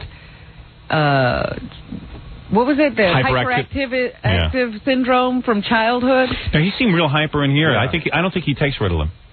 He's just a hyper guy. He really is. Didn't seem as hyper as he did on some of those talk shows. So I wondered if he was on something. No, he seems more relaxed because he's got that young girl sitting on his lap instead of Rosie. Do you think he can have Do you think Rosie ever sat on his lap? No. Can he walk? No. His lap wouldn't be there. He never sat on his lap. He sits on her lap. Yeah. I said he pulled it off. He got, not only does he have half of Roseanne's fortune, but he doesn't even need it at this point. He's getting millions of dollars of film. But, that's money in the bank. That's security. Yeah. No, I mean, hey. So you can go out and audition and lose a job and not worry about it. That's called FU money. Yeah. So you're more likely to get those jobs. And now he's got the young girls. What a saga. Yeah. I wish God would look down on me like that. It took a turn no one could have guessed. That's right. That was the wildest turn of events. It certainly was. For a person we've ever seen. We thought it'd be over for him after Roseanne died. Yeah, nothing. Do you think he'll have that tattoo of Roseanne? Yeah, he said he is. He's going to get rid of it. He is? Yeah. Like taken off or redone? How big is it? It's pretty big. I think what they do is they laser it off. Yeah, so you have a little scarring. You look like Aaron Neville. Big berry on there. He's got to get that off. That's a real drag when you're dating young girls and they see a big picture of Roseanne on your chest. You don't want that. Yeah, it's not a tattoo. It's like a portrait. Yeah, and it's, you know what? Those tattoo artists never can do the right portrait. It's not a real flattering portrait. Well, she already looks a lot different than the likeness. He had the Roseanne before plastic surgery put on it. It's a big blob of blue ink is what it is, and it's Roseanne. And, like, you're dating a young girl, and, like, she doesn't want to look at Roseanne's face. That's the worst thing he's got to go through is get rid of that. Yeah, he's got to keep a shirt on in bed. Yeah. That's right. He told me he keeps a T-shirt on in bed. What a life. That's fantastic. Oh, fantastic. Helicoptering to Woodstock. I tell you, he just arranges it through his office. Mama Lucia. He's got an office. Yep. Pretty wild. And he was smart. He kept his own bank account. Here's a picture of Tom's tattoo that he has to get off his chest. Oh, now stop that. It's true. Quite flattering. Rosie. He did 5 years. Like Robin, like I said, 5 years in jail. You get out. Yeah, it was like doing time for somebody. They say they'll pay you off if you do my time. When you get out, you'll be taken care of. Now he's having a blast. He's in a hotel. He's taken care of. 21-year-old. Julie on the lap. You don't think Julie is the last? No. In fact, Julie's perfect. She goes back to college. Tom can have a really good time, and Tom will gradually work his way into Penthouse Pets. He's in shock from being with Roseanne. Oh, I'm sure he's worked his way there already. He's in shock from being with Roseanne. So anyone at this point goes. I mean, he's got to get over that. But he's trying everything. He's trying the college girls. Right. He's doing the whole tour. He's doing everything. He's the whole tour. He's like a Baskin and Robbins. He's going to try all the flavors. All 57 flavors. Let's bet if we'll ever see Julie again. I bet with you. I know what you're going to say. We'll never see her again. Yeah. I see Julie, another couple of months, Tom's into a whole new thing. Yeah. When you brought up Seinfeld's name, and he's like, oh, that's not him. Right. She's a year older than Jerry. Yeah, right. I predict we'll see a lot of Tom, and Tom will be a lot like Joe Piscopo in the old days. You know, what do you mean, with young girls? Yeah, Joe Piscopo, every time he came in, we'd always That's right, a new woman. His new girlfriend. But why not? Right. Why would he tie himself down? You know, that's interesting. 21-year-olds become 31-year-olds. Yeah. Isn't it about time we had a Joe Piscopo update? I wonder where that's at. Oh, I heard that he's still milking that I'm getting married thing. You know. You know what? Joe Piscopo's been engaged almost as long as Jackie was before he got married. I know. He was engaged 9 years. He'll never get married. Hey, by the way, the reason I couldn't go to Woodstock, the reason I couldn't helicopter with my 21-year-old girlfriend to Woodstock was because I was busy at the Pakistani parade. Oh. I didn't want to miss it. There's something that shouldn't happen. There was a Pakistani parade? It's in the newspaper. Here's pictures of it. There are people, Pakistani parade. Oh, man. I mean, it's just so wrong. We've got a parade for everything, I guess. It's just horrible. Just horrible. Every Sunday's a nightmare on Fifth Avenue in this city. Yeah. You take a look at the picture. You can play connect the dots on everyone's head. Pakistani parade. You mean we have that many Pakistanis that they pressured us into a parade and closing down the city? We have so much of everything here. Ugh. If we didn't have Pakistanis, you could never get a cab in this town. Couldn't get a magazine. No, it's not. I have nothing against Pakistanis. I don't think about them for 2 seconds. You don't even know where they are. Why is it necessary to have a parade and so tie up traffic? They're here, I suppose. The same reason I'm against the Irish having a parade, I'm against the Pakistanis having a parade. But I'm more against the Pakistanis having a parade. They just got here. At least the Irish have been here. Everybody just join the Irish parade? Yeah, at least the Irish built this country. The Pakistanis have done nothing except sell magazines and drive cabs. They've sold magazines in this country. Exactly. You're right, if they were marching back to Pakistan. Yeah, keep marching. Make a left over there. You'll end up in Pakistan. I tell you, everything's nuts. Everything's gone wild, Robin. I don't understand the world anymore. I guess not, Howard. It's passed you by. Everyone's got 21-year-olds. Howard, what? Would you like me to cheer you up with some OJ parodies? Oh, you got OJ parody? Really good ones this time. I'll cheer myself up with Metallica. Yeah, then you don't want women. Yeah. When I hear this music, I don't want women. I just want to bang up against a young boy and just slosh him around in the mud. Yeah, who wants women when you can have Metallica? Boy, you know what? That's like smoking a cigar. When guys smoke cigars, it's a signal to tell women, get the hell out of the room. I want to be a man. That's right. It's man time. You're not welcome. You play Metallica, that place cleared. They were raping women and throwing them off into the back. Well, that's what I've gone to some of these heavy metal concerts, and that's all you see is guys. There aren't very many girls there anyway. What was funny about Woodstock was, during traffic and, some of the mellower bands, Aaron Neville, the girls would, get up on guys' shoulders, and obviously see, girls, and they're whipping their tops off. And these girls are whipping their tops off. These are girls, this is what I loved about it. These are girls who never whip their tops off, but they think they're at, Woodstock in 19... They're supposed to. It's part of the concert. Yeah, guys are running around naked, so they whip their tops off. And, it's cool, they're all out there during Blind Melon. Sometimes I feel like the end, and it's okay, and everyone feels, hey, I'll take my top off, my bra goes, everything. Oh, this is fun. Then, all of a sudden, 9 Inch Nails comes on, and then Metallica, and they're taking these women, and there's, a bunch of guys covered in mud, and they put them up on top of the crowd, and they're flipping these girls around, and they're grabbing the girls like they're bowling balls. They're holding them like they're bowling balls, and then this look of panic comes on the girl's face. It's like, uh-oh. What am I doing? Wait a second. I know what I did wrong. I took my clothes off in front of a bunch of horny 16 and 17-year-olds. It's unbelievable. And Metallica's on. This is like, girls, get the hell out of the room. This is man's music. Piles of guys in mud bashing into each other. It was almost as if everybody got to Woodstock and they said, we got to do everything they did back in the 60s. So immediately people got undressed. Yeah, except you saw guys walking around naked as soon as they got there. And big fat guys wallowing in the mud and eating mud. And and then the girl, I saw this one black girl take her top off, and she had really big breasts. And all of a sudden, this kind of music came on, and the guys were grabbing their breasts and squeezing them. And the girls get this look of panic on their face, like, holy cow, I didn't come to Woodstock to get my oil checked. I didn't mean you know what I mean? Groped by every idiot who showed up. Hey, honey, you're a quart low. You're a little low. These guys didn't even pay. You're a little low on lube. Did you see the guy in Newsday today was complaining that, you know, Woodstock was supposed to be about peace and love, and when Metallica was on, what's that one song where everyone chants die? Yeah, die. But it was great. But, I mean, it was definitely like what hell is going to look like.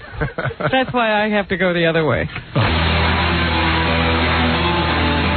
And I guarantee in hell there's no backstage area with a VIP tent. No great fantastic food. Oi, oi, oi.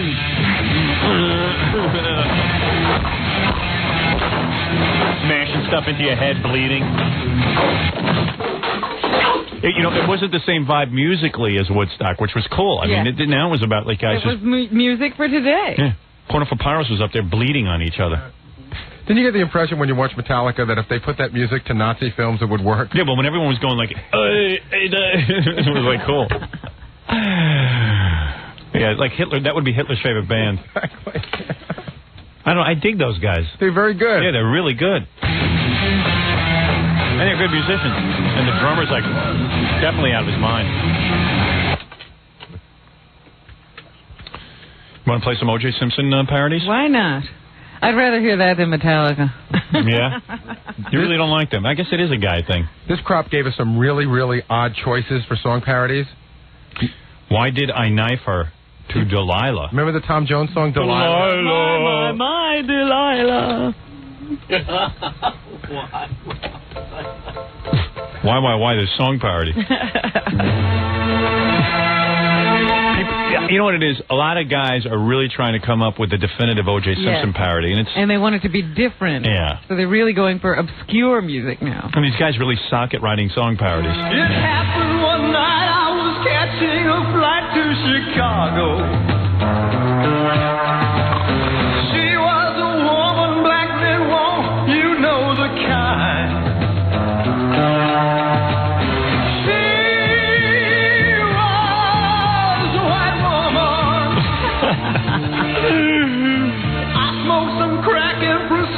To go out of my mind. Then they got him smoking crack. A little poetic license.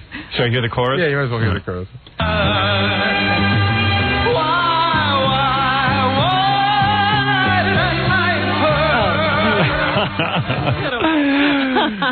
Gypsies, Tramps, and Thieves by Cher.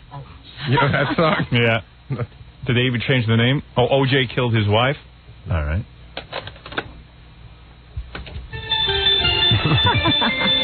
Good production. Yeah. Well, they played on the fields in Buffalo. They said he did dope, but nobody knows. Must have did, 'cause he married a kid. What the hell is the angle on this one? Must have did, 'cause he married a kid? He must have done dope because he married a young, beautiful white woman? I don't write. What's going on? No idea. Why not just do row your boat? Like, you know, kill your wife and her waiter friend. Merrily, watch their two lives end. Hey! Let me take a break. We'll listen to a couple more O.J. song parodies. I want to hear a little bit more Gypsy Tramps. You do you really? Yeah. Okay, if you can stand it, so can I. All right, we'll take a break and we'll be back right after these words, and we'll do the news for you too. Oh, Snapple? Yeah. I drank Snapple all weekend. While you watched Woodstock? While I watched Woodstock. I don't know, because I was home and it was warm out. You know how you have to recycle, so I leave the bottles up on the counter? Yeah. After the week it was done, I must have had about, 12, 14 What'd you drink? bottles. What's brand? Iced tea. Iced tea? Diet, decaffeinated, and regular. No Those kidding. You drank them all. I drank them all. Because at night, you want to get to sleep, so I drink the decaffeinated. Really? Jackie did acid. And then he watched the dryer all night. He thought he was watching TV. Where the band? Where's all the good music like Ken and He? Chicago. Where's Chicago? There's a Beach long Boys. setup. It must be the acid. They're setting up forever. Hey, Mom, can you adjust the TV? You're not on acid, are you? Where's Flatten Scrubs? Flatten Scrubs. Hey, let me tell you, Snapple is the best. It really is the best drink out there, and it's all natural. They've been around. Hey, they must be having their 25th anniversary. Longer than that. You think? Yeah, I mean, I started drinking Snapple 20 years ago. By cracky. And you couldn't have been the first. No. I remember when I started buying Snapple, it was just in health food stores. Now it's so big. But they make great products, and the iced tea is phenomenal. Stuttering John comes to me every day. He goes, I love that iced tea. I love that iced tea. It's great. It really is. It's different. Totally addicted now. Any Snapple product is totally addicting. Made from the best stuff on earth, Snapple. Robin, we'll do our complete Woodstock coverage, which you'll be handling in just a minute. You'll be our correspondent taking us to the Woodstock Festival. Woodstock 94. Are morons still up there, or is it pretty much cleared out? Oh, no, they say it'll probably be tomorrow before they get everybody out of there because, you know, some cars are stuck in that... mud? Yeah, I bet you that mud now. I bet you that guy Wavy Gravy is going to, live there now for another year. That guy's really weird. Did you see him blowing bubbles during all the different bands? No. That guy Wavy Gravy, he's real disturbing looking. He's like a hippie Ed McMahon. You know, I didn't know who he was, but I saw him in Newsweek, and it said that he's 71 years old. Yeah, he's old. Well, Wavy Gravy's this guy who at the first Woodstock was making stage announcements. You know, please don't eat the brown acid or whatever the hell he was saying. So, I think he's devoted his life to Woodstock. Well, that's his claim to fame. So he was runner, and he has, long hair, and it's all gray, and he's kind of bald, and I don't know, looks like he's got no teeth or something, and he kind of looks a little, I'm not saying he's retarded, but... Well, he does. He looks a little he looks a little off, And, he's into the whole hippie thing, and he's like, hey, man... The first Woodstock, we were feeding people granola. We were the first ones to feed hippies granola, man. It's just like, oh, man, you still living that? And, he was running around in, clown pants. Wasn't that his announcement? What we got in mind is breakfast in bed for $300,000. Yeah, that was his big quote. Right. What we got in mind is breakfast in bed for $300,000, man. And I think he thinks he's a recording star because that's on the album, He definitely looks like a dude carrying a few extra chromosomes. Yeah, I think he is a clown, though, too. I think that... A professional clown? Yeah. Did he go to Sarasota to clown circus? to clown college? I think he actually entertains children. Oh, does he? Yeah. Because he was running around, skipping around, who was performing? I think it was the band. Oh, I know what it was. It was Country Joe McDonald got up and did Give Me an F, and it was real embarrassing. And the guy, guy doesn't even sing good or anything, and... All of a sudden, you see this big, fat, blobby guy dressed like a clown blowing bubbles around Country Joe McDonald's head. Country Joe's been waiting for this moment for 25 years to get back up on stage. And get some dude running around in a clown outfit blowing bubbles. And, no one wants to tell it away. Mm-hmm. Same way you wouldn't tell, a retarded guy to, please move out of the... Can't wave him off. Yeah, you can't kick him in the ass and get rid of him. Didn't he make some money? I think the guys from Steve's Ice Cream had to pay him some money because they used... It's Ben and Jerry's that has Wavy Gravy. Ben and Jerry's, right. They used his name on it. I think they had to pay him for that. Oh, yeah. Cool. Let's say they gave him $25,000. Yeah. He probably had sue. Hey, man, that's my name. Wavy Gravy. That's famous. Yeah. Well, whatever. He's probably up there in heaven. He's probably just, so excited. All the old hippies and stuff were all excited. And then some of them got weird and insisted that they couldn't go to the new Woodstock because people were making money off it. That was the funniest thing. They actually say that something like Greed stock. 15,000 people had to go to the original site. Showed up at the original site. Yeah, for kook stock. Nothing's going on. They're going to stand there and wait for someone to show up. Yeah, and people did sort of straggle in, Arlo Guthrie appeared and Melanie, but certainly not in a organized fashion, and nobody could tell when they were going to come or if they were going to come, and just about anybody could come and perform, because they were talking about this guy who came and performed with his son, and he's nobody. He just got up there and started singing. So it was a place where you could go and perform. You had an audience, and there was a stage, and if you wanted to get up there and perform, you could. It was amateur night. Yeah. A big, wet amateur night. Richie Haven showed up. He didn't play. He just picked people's pockets. Just kidding. Richie played. Richie doesn't need to pick a pocket. Would have been good if he did, though. It would have been funny to catch him on the news doing that. But Richie doesn't need to do that. He's got his own money. He's got FU money. Hey, see, they should have had Richie at the new Woodstock. Richie's one of those guys. Yeah, he was one of the original guys. But he's been fighting so much with the guys who put together Woodstock about the album. I guess they couldn't have him there. Oh, I see. And he has all this problem with, it not being the real spirit of Woodstock. Oh, he does? He's into that rap, too? Oh, yeah, that was his. And he keeps talking about how the original was history. And yeah, so what? Who cares? So this one was history, too. Yeah, it was. They actually pulled it off. Everyone's a little too uptight. All upset. You want to hear the rest of these song parodies, or you want to do your Woodstock thing? All right. OJ parody. Well, we're in the middle of an OJ parody. This one is to Gypsy Tramps and Thieves, the Cher thing. Got a little white ass. Now they're after his in Alcatraz. Oh, boy. OJ killed his wife. Thunder in the throat with a Ginsu knife. OJ killed his wife. Now every night the men come around. When OJ bends down. What else you got there? This one's to cocaine. Oh. OJ does cocaine. Dun, dun. They never change the words, do they?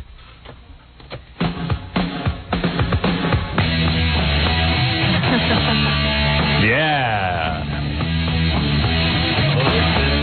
OJ, don't lie, don't lie.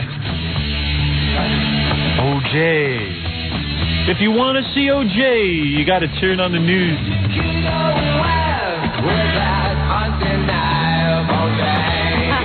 There you go.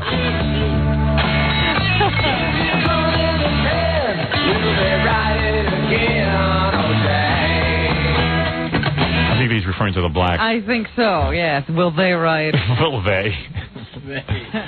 OJ, OJ, ole. OJ. OJ, OJ. OJ. OJ.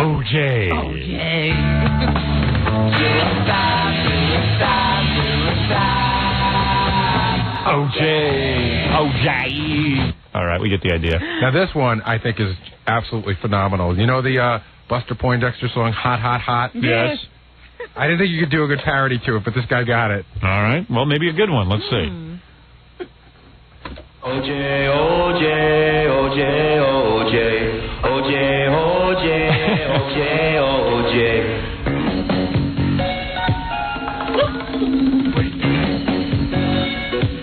A little weak musically.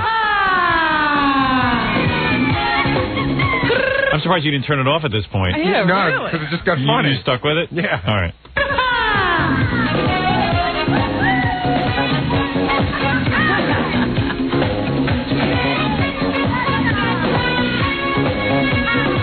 OJ go naughty. He take a big knife, he go cut, cut, cut. Nice. He slides up his wife. He leave behind a bloody glove, glove, glove. This is terrible. You thought that was good? We were cracking up in the back. Let me have that. You got a weird sense of humor. He goes All right, this cut. This one is Old Black OJ to Old McDonald's farm. Old Black OJ. They got him like an old black plantation worker. Old Black OJ. Wait, you said this is to McDonald's farm? Yeah. Old McDonald. Old Black OJ. Bum, bum, bum. All right.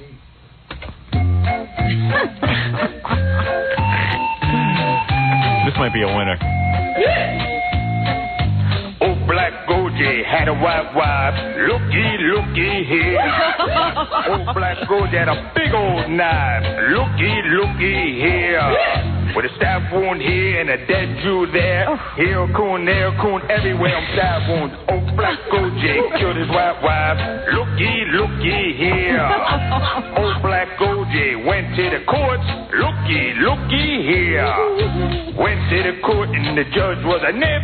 Looky here. With fried rice here and an egg roll there. Here nip, there nip, everywhere I'm nip. Stab wound here and a dead Jew there. Here coon, there coon, everywhere I'm stab wound. Old Black OJ killed his white wife. Looky here. It's a winner. Old Black OJ got the chair. Looky here. Baba Booey done pulled the switch. Looky here. With a zap zap here and a zap zap there. Smell that burning afro hair.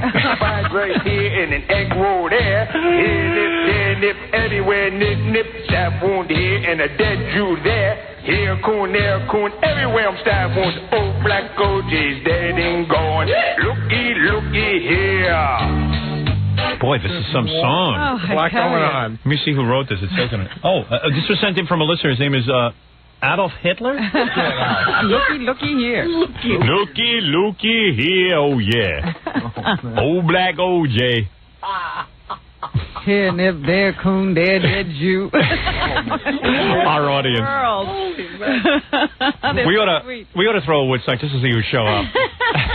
Dope stuff. We'd have to medicate to keep the crowd calm. Yeah. Is there more? No, that's it. That's the whole song.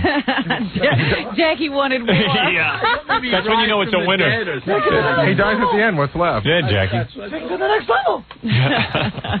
Let me take a break. We'll do our Woodstock coverage right after these words. All right, so much to talk about. Robin's going to take over now and bring us back to Woodstock so we can do some commentary. Well, just to give you a little bit of flavor of what has gone on, you've pretty much featured Metallica on this show so far, so let's talk about some of the other groups who were there. Here's how they kicked it off. Joe Cocker? Yes, play number 4. All right. This is Joe Cocker, Robin. He looks the same as he did at the original Woodstock. My hair a little shorter. Yeah. What hair? Woodstock!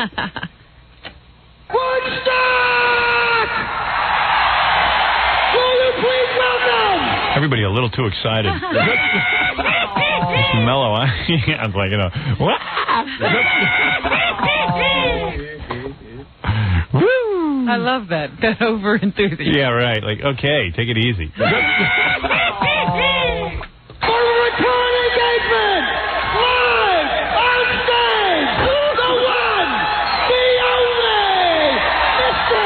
Joe Cocker! It's not the Pope, it's Joe Cocker. Mr. Yeah, Mr. Joe Cocker. Then he comes out and like this guy in a wheelchair comes out.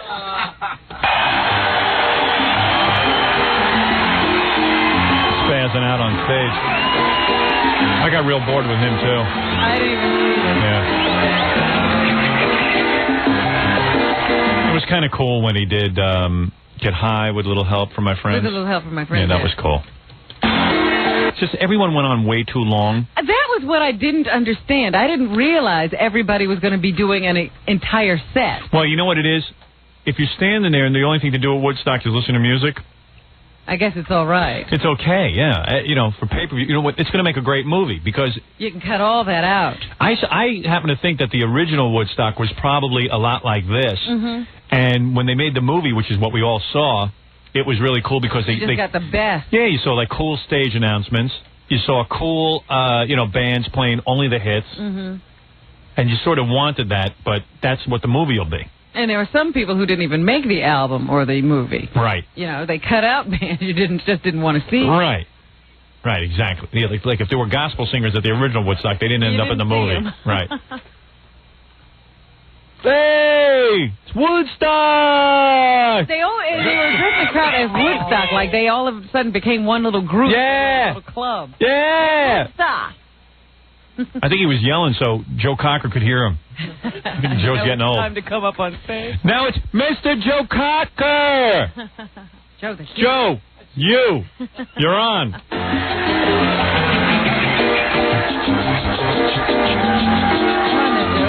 Someone play maracas? Probably. Oh, Joe didn't even sing. Yeah, this is how the movie's going to be. Just going to cut Joe out. And some of the other people who were there, they were calling this a highlight. Crosby, Stills, and Nash doing the Joni Mitchell song Woodstock. Yeah, but they didn't do it good. They didn't even do the part. That part. They didn't do that part. They didn't even do it good.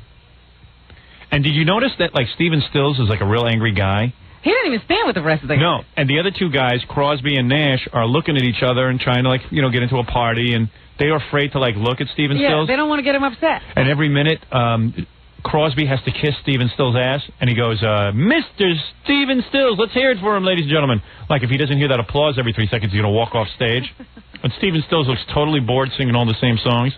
And then Crosby, Stills, and Nash decided to do stuff from their supposed new album, which there's always a new album, but you never see it anywhere. Right.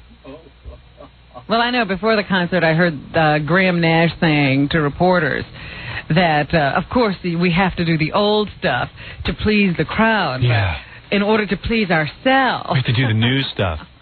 We have to do something new. Yeah, great. That's just what we want to hear. Just play the stupid Our House and all those dumb songs.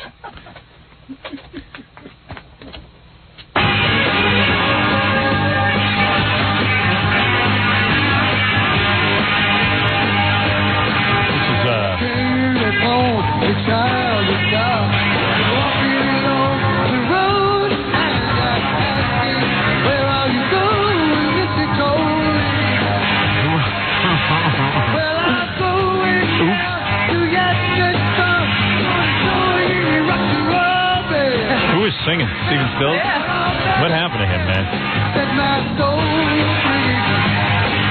I think there's mud in his ears. Well, that's what they sounded like to me. Crosby was the one in jail. What's the problem? That was awful. I'd rather hear, you know, when they started playing that new stuff, I said, I'd rather hear the rain than that new stuff, you know? Like, don't they know? I guess they don't know, you know? I guess they just don't know. Everyone wants to just hear the hits. Yeah. And here's Melissa Etheridge.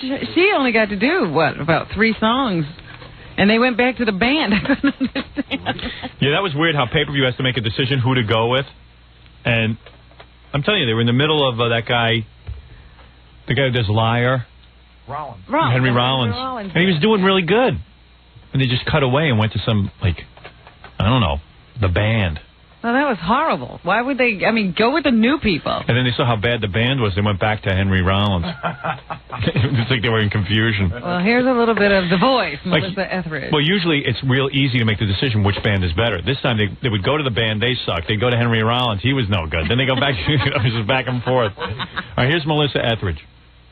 She gave the crowd a little lecture on how to you should accept everybody, no matter what their sexuality. Oh, the lesbian rap. Without saying lesbian, she never actually says it. Yeah, well, gee, I wonder what she's talking about as she's sitting there with her beautiful girlfriend. She always cracks me up because her songs also never mention a sex, you know. Right. She's singing to some babe. Do we have the lecture? No. I'll have to get that. I have that. You have it good, okay. I'm going to look for some of that stuff. And I was standing inside my head, hold the hand of death. You don't know how far I live. Yeah. I don't even know any of her songs. Oh, I love her. She's got Do a you? great voice. Maybe you're a lesbian. You might be. Are you tolerant of all sexuality? You know what? I'd rather see her on stage making love to some chick instead of this singing. I'd just rather see that. Oh, Dykestock. Yeah, right. Dykestock. You know what they should have done? They should have, that mad crowd should have ripped her clothes off and just like thrown her around in the mosh pit. I think that'd be kind of fun being thrown around like that. That looks kind of cool when everyone lifts you up. Go down. Oh, Howard, please. You'd be screaming every bone was... I'd be in the hospital for months. Really, I don't know. You delude yourself this way. All right, let's see. Who should we go to next? The Spin Doctors. Okay. Well, I should repeat my story. My favorite band there. Ratzo was backstage with the Spin Doctors, and after they got off after this triumphant set, you know, at Woodstock. They even did a version of Woodstock. Did they? Yeah. You got that? No, I don't have that one, but they did a version of it. Oh, you have to get that. So anyway, they get off the stage after performing, and Ratzo gives me the phone and say, "Hey, Ratzo, put Chris on, the lead singer." And Chris had just come off the stage. He had been doing flips and cartwheels, and he was doing like Nadia Comaneci stuff. Yeah. They had a horse and ropes there. If they had the balance beam, he would have gotten a 10. So they get off, and he goes, "Hello, who's this, man?" I go, "Chris, this is President Clinton." And Chris must have thought like the president must call you if you do it. He goes, I said, "I'm just watching this on TV. I want to tell you how great I think you are." He goes, "Who is this?" I go, "President Clinton." He goes, "Oh, thanks, man." He goes, "How's the country doing?" I go, "Chris, it's Howard."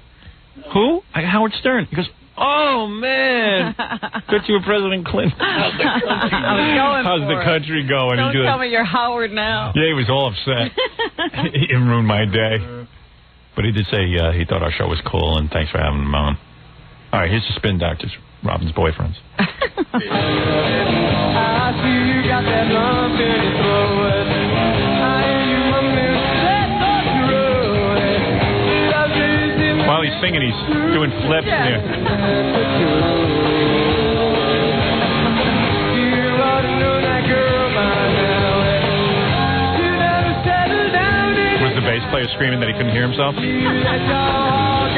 He was in it. They have a black guy who's a bass player who just like sits there with a bad attitude. And he almost smiled once. Yeah, I saw him. Yeah, I saw him on TV. He was like really. He just stands there like a wooden Indian. Yeah, he's like bummed out. He's like a bummed out guy. Yeah, his band's doing too well, I guess. Yeah, he needs to leave the band and be miserable. Yeah. Somebody make a duty in here? Why? Is it starting to I don't smell? know. Yeah, Jackie, did you let loose? No. It's starting to smell like Woodstock in here. Maybe it's the taste. You're getting in the spirit. Maybe it's this music. Maybe it's the mud.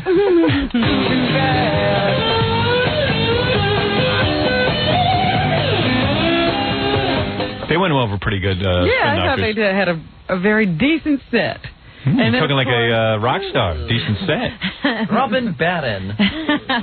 Then, of course, there was Bob Dylan, who I guess was a sentimental favorite. I guess. Everyone had cleared out by the time he got there. And did you see that? He was late because he was caught in traffic. Like, hey, Bob, how about getting there a little early? Yeah, this has been going on for a couple of days now, Bob. Yeah, Bob's completely out. Like, he shows up, he doesn't know where he is, recluse. Does he listen back to this stuff? He doesn't even care. It's like a mumbling... You couldn't listen to this and think you did a good job. No wonder he doesn't sell tickets. Follow the Yellow Brick Road. Yeah, right. Follow the Yellow Brick Road. What song is this? I don't know. But it's a big hit, too. You hear how bad the quality is on this? I'm telling you, that pay-per-view purposely put out bad quality so everyone has to go buy a CD. I'm telling you, when I turned it up, the hum was so loud I couldn't hear the music. Me too.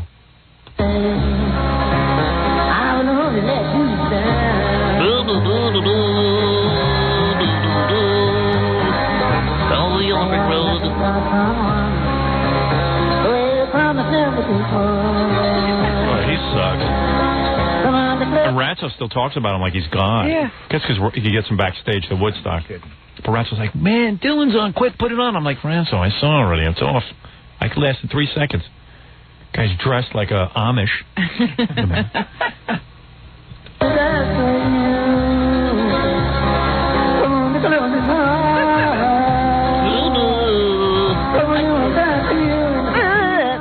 Yeah, put a little... You should just stand there and let somebody else sing. Well, that's what I said. The band's playing so well. They need a lead singer. Yeah. Here, you notice like a lot of biker girls, all of a sudden, depending on what band's playing, depends on what girl show. Like the Allman Brothers had a lot of girls just ripping their tops off. Yeah, and they do that all the time anyway. Yeah. They just follow them and rip their tops off. I said, hey, look at how cool Greg Allman is that he puts his grandfather in the band. Then it was Greg Allman. Grandpappy Allman. Grandpappy Allman. I go, that's cool. Like he's doing like a whole family thing. They are so tight. Yeah. That's what the woman announcer kept saying. Yeah, she was a real dope. Tightest band you'll see today. She was a real dope. I don't know who they got on pay-per-view but they had this woman who was a real dope. Not the kind of boys you want to take home to mama. They just ripped the roof off this sucker. Yeah. She was putting on a DJ voice, making like a radio voice. Yeah. Hey, we're sitting here at Woodstock 94, and it is Woodstock. It is not Woodstock Junior. It's Woodstock. Yeah, they just really ripped down the house. Hey, look who's in the house. Shut up, you. All right, 9 Inch Nails coming up. Yeah. They're going to burn down the stage. Can we, hey, Gary, I've got one of the tapes here. Get some of that disc jockey talking. Maybe Scott can do that real quick. The Allman Brothers, they're the tightest band. They've been touring for 500 years. They're really cool. This is probably the tightest band you'll see today.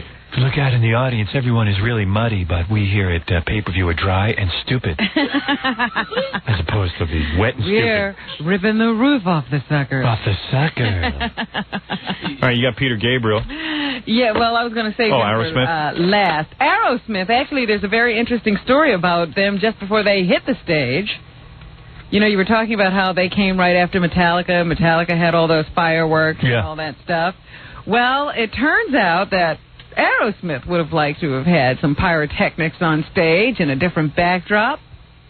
But before they got there, their management was told that it wasn't possible. And then when they saw what Metallica was up to, the manager, Tim Collins, actually wound up getting into a fight with John Scher. A fist fight? Yeah. It was pretty wild. Peace and love. Who won? John Scher's a pussy. He can't fight. Well, actually, it was John Scher who decided to take the first punch. I guess he and Tim were trading words because Tim was pretty upset. They had been told they couldn't have their own fireworks. They couldn't hang this backdrop. They said Metallica was even selling special Metallica Woodstock T-shirts. Really? And they figured, obviously, they caved into Metallica management at their expense, and they were pissed. And then when they got into this shoving match, I think John Scher threw a tantrum, and he started throwing cups of water against the wall, and then he finally took a punch. Threw a punch at Tim, and then, of course, the bodyguards jumped in and sort of subdued So John. Scher threw the first punch? Yeah, and then John wanted to throw the bodyguards out, so Aerosmith said they wouldn't go on stage if their bodyguards couldn't stay, so they finally calmed the whole thing down. So did John Scher hit the guy? Yeah, I don't know that he actually landed. He probably missed. But he did get hit because the article says he's got a black eye, a wound over his eye. Right. Well, he got hit by the bodyguards. Let's get John Scher and Aerosmith on the phone. If they show that in the movie, that'll be good. Great. Get John on the phone. I bet you John Scher made a lot of He money. actually says, I took a punch. That's pretty funny. Yeah, you put that on pay-per-view. He says he was stressed out. He's trying to apologize. I was stressed out. We had 350,000 people here on Saturday and 40 bands to take care of. I just couldn't give Aerosmith the amount of attention a superstar act like that deserves. So there were fireworks backstage allowed? Yes. Maybe not necessarily on stage. I think I'd have rather given him a backdrop and a few... Because Metallica got all the fire going and explosions. They had the perfect time to be on, and by the time Aerosmith got on... Yeah, they didn't hit the stage till 1:35 or something. Yeah. And they couldn't do any of their stuff, so they had to play on the generic set. Yeah. And they couldn't have their fireworks. The few fireworks they were allowed to use had to be in a tent way off the stage. Wow. So they looked at this and said, wait a minute, how come we're getting all these no's and look at what Metallica is doing? So there was a little bit of a problem. Here's Aerosmith, Rob. Yeah.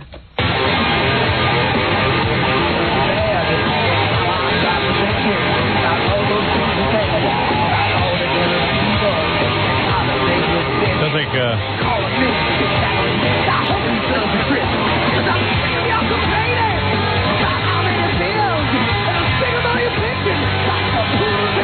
meanwhile, they get on so late, it becomes like music to leave by. Everyone's going, that sucks, man.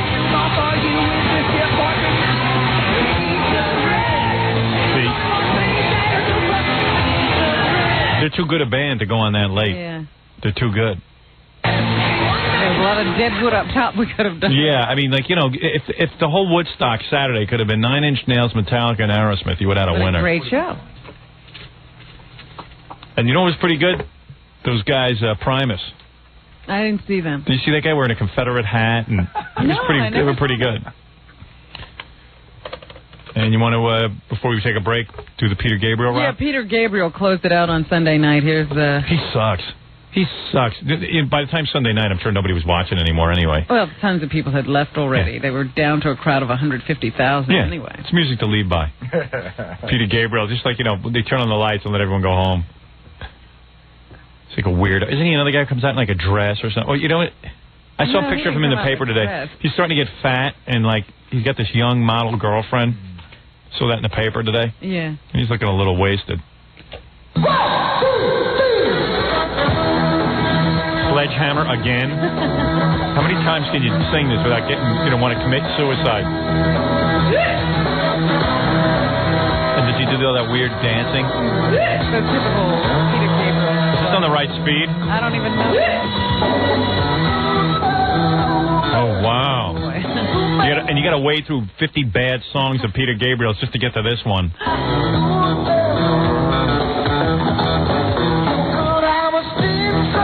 Like, why him? Like, why? I don't know why he was invited. Like, why wouldn't you? People in the world. I would rather see, like, Bon Jovi. Sure. Like, okay, maybe Bon Jovi's not real hot right now, but they sort of represented a newer band that had a lot of hits. Mm-hmm. Like, why wouldn't they invite them? You know what I'm saying? I mean, I know you don't like him, but he is actually pretty popular. Yeah, but he's got 2 good songs. All those other songs suck. With Salisbury Hill. Well, you know, the last album did actually reasonably well. You know, you always say that. You don't know anything. You're not Casey Kasem. You don't know anything. Howard, he always says, like, oh, this guy has a lot of... Howard, name 5 Peter Gabriel hits. Okay. Red Rain, Salisbury Hill, Sledgehammer, the one he did with Kate Bush, I can't remember. From the Digging in the Dirt from the last that was album. a big hit. I know that one right off. These aren't hits. Steam from the last album. Yeah, sure. Howard, he played the Garden sold out 6 months ago. This is Toothy Toothsome. Wait a second. Not Casey Kasem. He played a sold out Garden 6 months ago. Excuse me, Toothy Toothsome? What number is this? I'm just telling you. I'm not saying that he's great. I hate when you defend Peter Gabriel. I'm not defending him. I'm explaining to you. Get out. Here's a picture of Gary. So you hate it when I don't agree with you. Which is never. Because you're wrong. By the way, John Shear's not available. I tried him in his office. I tried him at home. Somebody told me he's in Pennsylvania today promoting an Aerosmith show. Oh, you're kidding. Oh, that's funny. That ought to be comfortable. Yeah, that should go easy. Well, he says he and Tim are very good friends, and he hopes that hasn't changed. Sure. Yeah. Have a rain.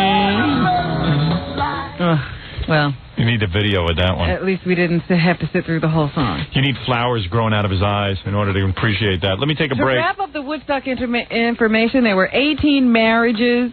Oh, wow. 4 Woodstock-related deaths. Did you see the jerks getting married on MTV? I mean, it was just so jerky. Everyone getting married.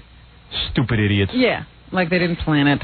But 4 Woodstock-related deaths. I always, I said to myself on Friday before we left, now, some people are going to die there. I wonder, if the idiots who are going to die there know that they're coming to Woodstock to die. Well, one guy dropped dead of diabetes, they said. Yeah, well, why was he there? He should have been in a hospital. To a place where you're going to not be able to eat when you need to. You're going to be in mud and dirt. Why would you go there with that illness? Well, now you know how he got diabetes. Didn't one of the first people who died, wasn't there a girl who got run over by a car on her bike on her way there? Well, she was biking to Woodstock. Yeah, I mean, come on. By a car. How do you equate that with a death at Woodstock? And then another well, she was on her way there. It's part of the deal. That's it.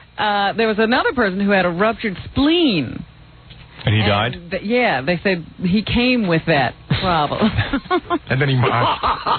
I'm perfectly healthy, and I had a debate whether to go. And what was the 4th person? So didn't somebody die climbing a fence?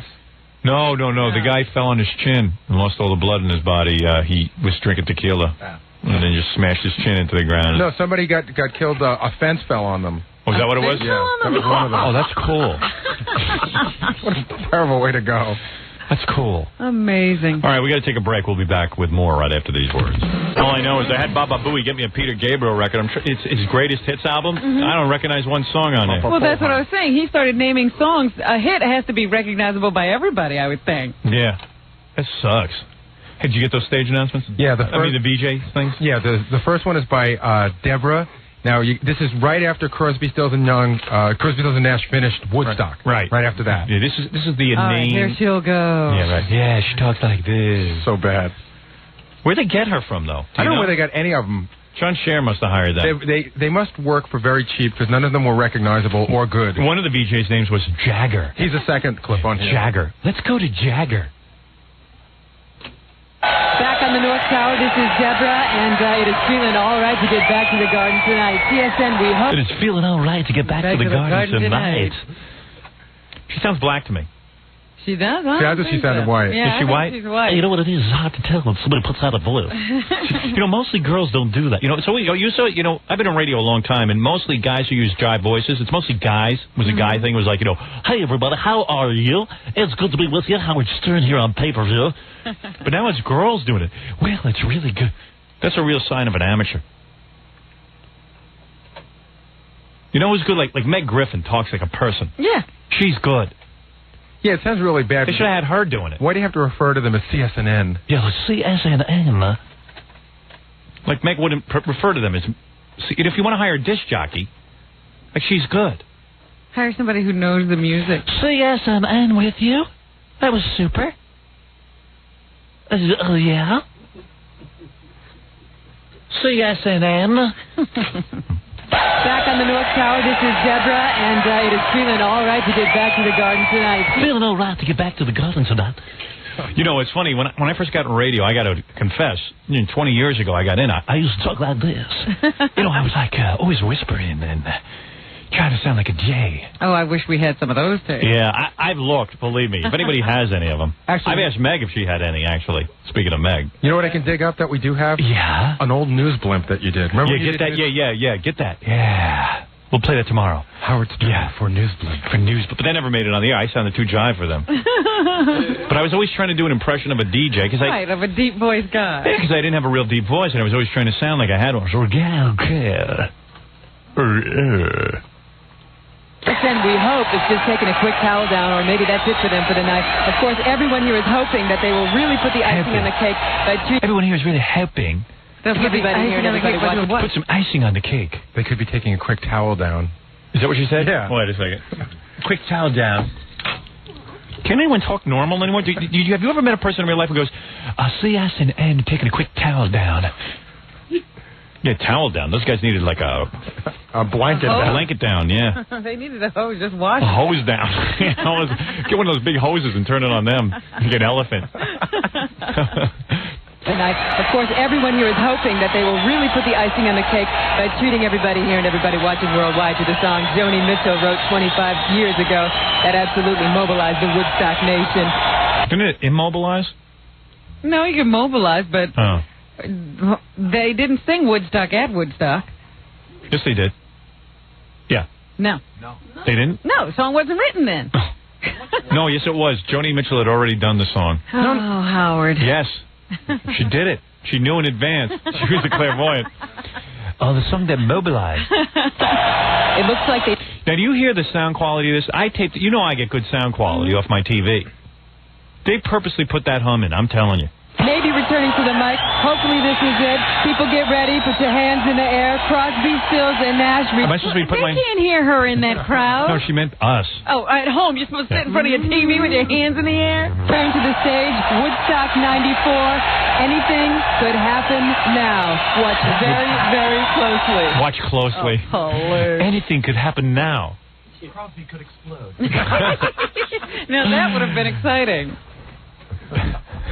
I could have put my hand above my head because I had my finger in my nose. I was busy digging away. You could have hurt yourself. Yeah, if I forgot to pull out, it could have been real dangerous. This could be the big moment of the festival, 1994. Crosby, Stills, and Nash. Super. And this is Jagger. Jagger. Let's throw it over to Jagger. Primus sucks. Primus sucks. No, that's not my personal opinion. It's just what their fans chant when you're at a Primus concert. Cool. So they should know better, right? Woodstock 94, rocking the South Stage. That's Primus. I think we might have a shot at them coming back out as we get an encore. They just at least he sounds like he sounds like a dope, but it's a real voice. She was like, "Oh, this is Deborah." Everyone has one name too. That's a whole VJ thing or DJ. This is Deborah. Tell you, Ron, when I got in the business, everyone had two names. I don't know what happened. Some had three. Either. Yeah. Pat St. John. Hi, this is Deborah. Yes, so. Deborah in the North Tower.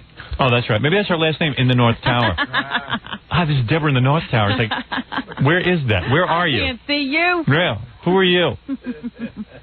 And was it a conscious decision not to put her on? This is Deborah in the North Tower. I mean, these VJs made the MTV VJs look like superstars. You're right. I was happy to turn to MTV. Suddenly it was fun to watch Kennedy interview people coming out of the porta potties. Yeah. I saw her waking up people. Like, you finally fall asleep in that mud and everything. And she was like waking them up. I would have slugged her. I would have taken her and killed her. I would have drowned her in the mud. I would have shoved her head right into the mud. They had some girl who was like running around, and she was new. Well, you know what it is? Everyone on MTV wants to be big. So what they do is they try to be as annoying as possible. Exactly. And they just go around waking people up and doing things that would normally piss people off. Mm-hmm. Did you notice a lot of people this weekend that you'd never seen before on MTV? Yeah, they all think they're cool. Like that girl, Allison Stewart, the black girl. See, I saw some blonde girl who was trying to be like a valley girl. Well, her, yeah, that was a whole new one. She was really bad, annoying. Yeah. Oh, annoying white girl. The new Julie Brown. Yeah. Yeah, she had a whole persona, too. Everyone has a persona. Yes, they take on some kind of character. And they all think they're real cool, and they don't even know they're not. Because I was looking at Kennedy, and I was like, what is that getup? You know, her hair's going all over the place, and the glasses. I know. I dig her, though. I'd really like to give it to her. Hey, you know who doesn't like her that's coming in soon? We have to talk to Sandra Bernhard. Can't stand her. Is that right? Yeah, she thinks that she's very misdirected. Well, you see, the same way I'm sort of attracted to Sandra, I'm You're attracted to her. Kennedy. Yeah, so maybe there's a little thing going on there between them. Sandra doesn't like her because of her conservative views. Oh, I see. Well, who would care? Who even knew?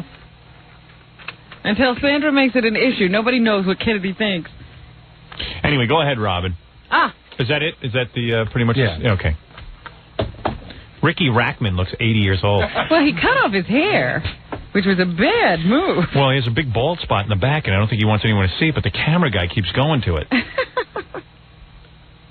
Very strange. And a lot of the food vendors at Woodstock said that they were upset because, again, the crowds got out of hand, and at some points you had to stop selling stuff and just give it away. Oh, come on.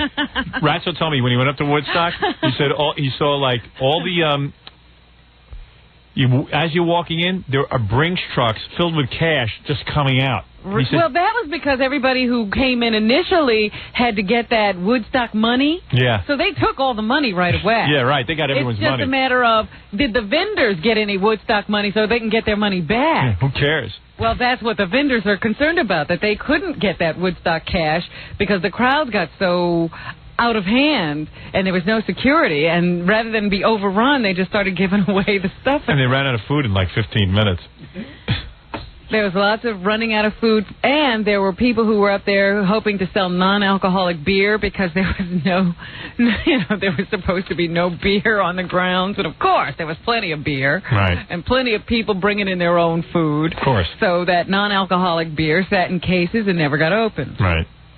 Non-alcoholic beer. What a party. Yeah, you're going to sit there in the mud and drink non-alcoholic beer. Don't get high, but gain the weight. Right. It made a lot of sense. Yeah. No high, just additional weight gain.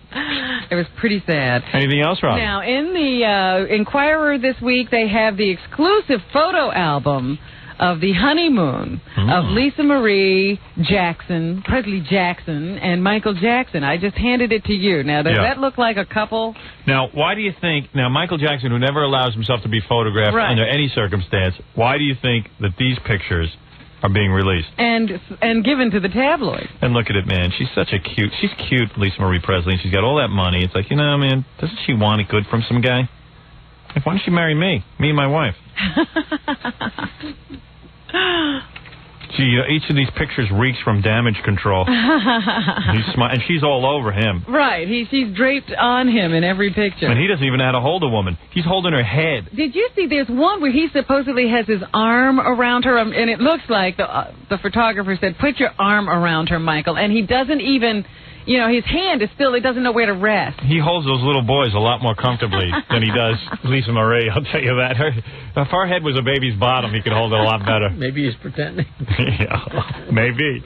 In one of the other tabloids, I read that he had a 16-year-old flown over. Yeah. That he's now enamored with. Some little 16-year-old boy who was accompanied by his mother, who also went to Budapest with Lisa Marie and Michael and Mishu, the little midget. Yeah, the midget. Look at Lisa Marie. She's got like her pants ripped, and she's got nice legs, and she looks cute. What those Scientologists certainly make a mess out of anyone's life. Well, from what I understand, Priscilla is not very happy about this. At least that's what some of the gossips At least she came to her senses. Yeah, well, Priscilla's not the best judge of relationships when she was like with the king at 16 years old. Her father sold her off to the... She can be excused. She was a child. It was her parents who botched that one up. 14 years old, she's living in Elvis Presley's house, dyeing her hair black. A CNN poll released yesterday said 41% of the public, questioned anyway, says that the marriage between Michael Jackson and Lisa Marie will last less than a year. 14% said a year only, and 4% said forever. 6 months. You know why? because she's going to get awfully annoyed after a while. She's a woman. I think she has strong sexual needs, quite frankly. Well, in this tabloid story about the 16-year-old boy who was flown over, they said Lisa Marie wanted to have nothing to do with him and was sort of like allergic to him. Whenever he was around, she just froze up and wanted to have nothing to do with him. So how long is she going to be able to put up with this craziness? Well, she'll have the midget to talk to. Mishu. He'll console her. Mishu the midget. O.J. Simpson had a very uncomfortable weekend in prison. The air conditioning went out in his prison when temperatures rose to 95 degrees. Hey, man, what did you do? I'm used to air conditioning. They don't know exactly what happened to the air conditioning. What the hell is this? And they didn't report how their most famous prisoner at the time dealt with the lack of air conditioning. I just happen to know that O.J. was suffering along with the rest of the guys. They said all of the prisoners were treated to extra showers because of hardship. O.J., come here, extra showers. O.J.'s nightmare now. I know he sits in that cell every day. Because, we know O.J. a little bit. And I know he must sit there in that cell every day and go, I went mad. I don't know what I did. Why did I get myself into this? What have I done? Who cares? I swear I won't do nothing else if you just let me out of here. I'm sweating like a victim. He did have a 90-minute mistake visit from his friend Roosevelt Greer. All right, Roosevelt Greer, the knitting ex-football player. And minister, I think. Yeah. Greer says they read the Bible and prayed. How annoying is that? Like you're sitting in prison, you're up to your ass in trouble, and Roosevelt Greer shows up with his Bible and his knitting. Meanwhile, a detective... Hey, man, what happened to you? How'd you turn into such a pussy? A detective working for O.J. Simpson is reportedly under investigation by the FBI. Is that right? Yeah, Time Magazine says the investigation of John McNally is underway, but gives no details. An FBI spokesman says that there is no information on any investigation. So we don't know, but there's a report of an investigation of one of the private detectives working on the O.J. Simpson case for O.J. Hey. Judge Ito still has to make a decision as to whether to suspend the O.J. Simpson trial during the elections in November. Officials in California said that during the primaries when O.J. was on TV every day, they had the lowest turnout ever, and they really would like to give people an opportunity to pay full attention to the election and not O.J. Look how big O.J. is now. Great career move. If he gets off, this is going to be the greatest career move ever. It'll be huge. It's going to be huge. #1 box office. They're saying O.J.'s trial. O.J.'s trial should take a few hours, in my humble opinion. I don't think it's going to take as long as you think. Well, you got to understand. Come on, show them the pictures and let's go home. You got to understand that the prosecution will figure, look, they have how many lawyers working for him? They're going to present a case. So we have to build as much evidence as we possibly can to persuade this jury so that they can't knock it down. Oh, my. Oh, my. So I expect a very lengthy presentation by the prosecution. Why do they have to try so hard? Meanwhile, the networks are trying to figure out what to do as well about O.J. Simpson when he goes on trial. If it's going to last that long, they could lose tons of money and all that wasted production if they tape all those soap operas and then are not able to show them. If I was the networks, I would band together with everyone, every channel, and put this on pay-per-view. It will be bigger than anything ever in his pay-per-view O.J. trial. It will be so big, I guarantee you it would be $100 million gross a day. It will be the biggest grossing event in history. What they are considering, they had talked about rotating coverage, right? But ABC nixed that deal because they thought the FCC would look askance. Monopoly. Yes. Yeah, but anyone else can do it. CNN can do it. Anyone can do it. And what do you mean anyone can do it? Meaning that it really wouldn't be a monopoly because anyone has an opportunity to run the thing or not. Well, CNN will be running it anyway, and right. Court TV will be running it anyway. But these are the broadcast networks. You don't have to have cable in order to get them. So, in a sense, they are different than Court TV and CNN. I see. Very good point, Robin. Thank you. So anyway, now the deal is that they think maybe what they'll do is they'll cut each of the hour programs to 50 minutes and give 10-minute O.J. updates. But I don't know if that'll satisfy O.J. viewers. O.J. fan. I see O.J. French authorities have snared the Jackal.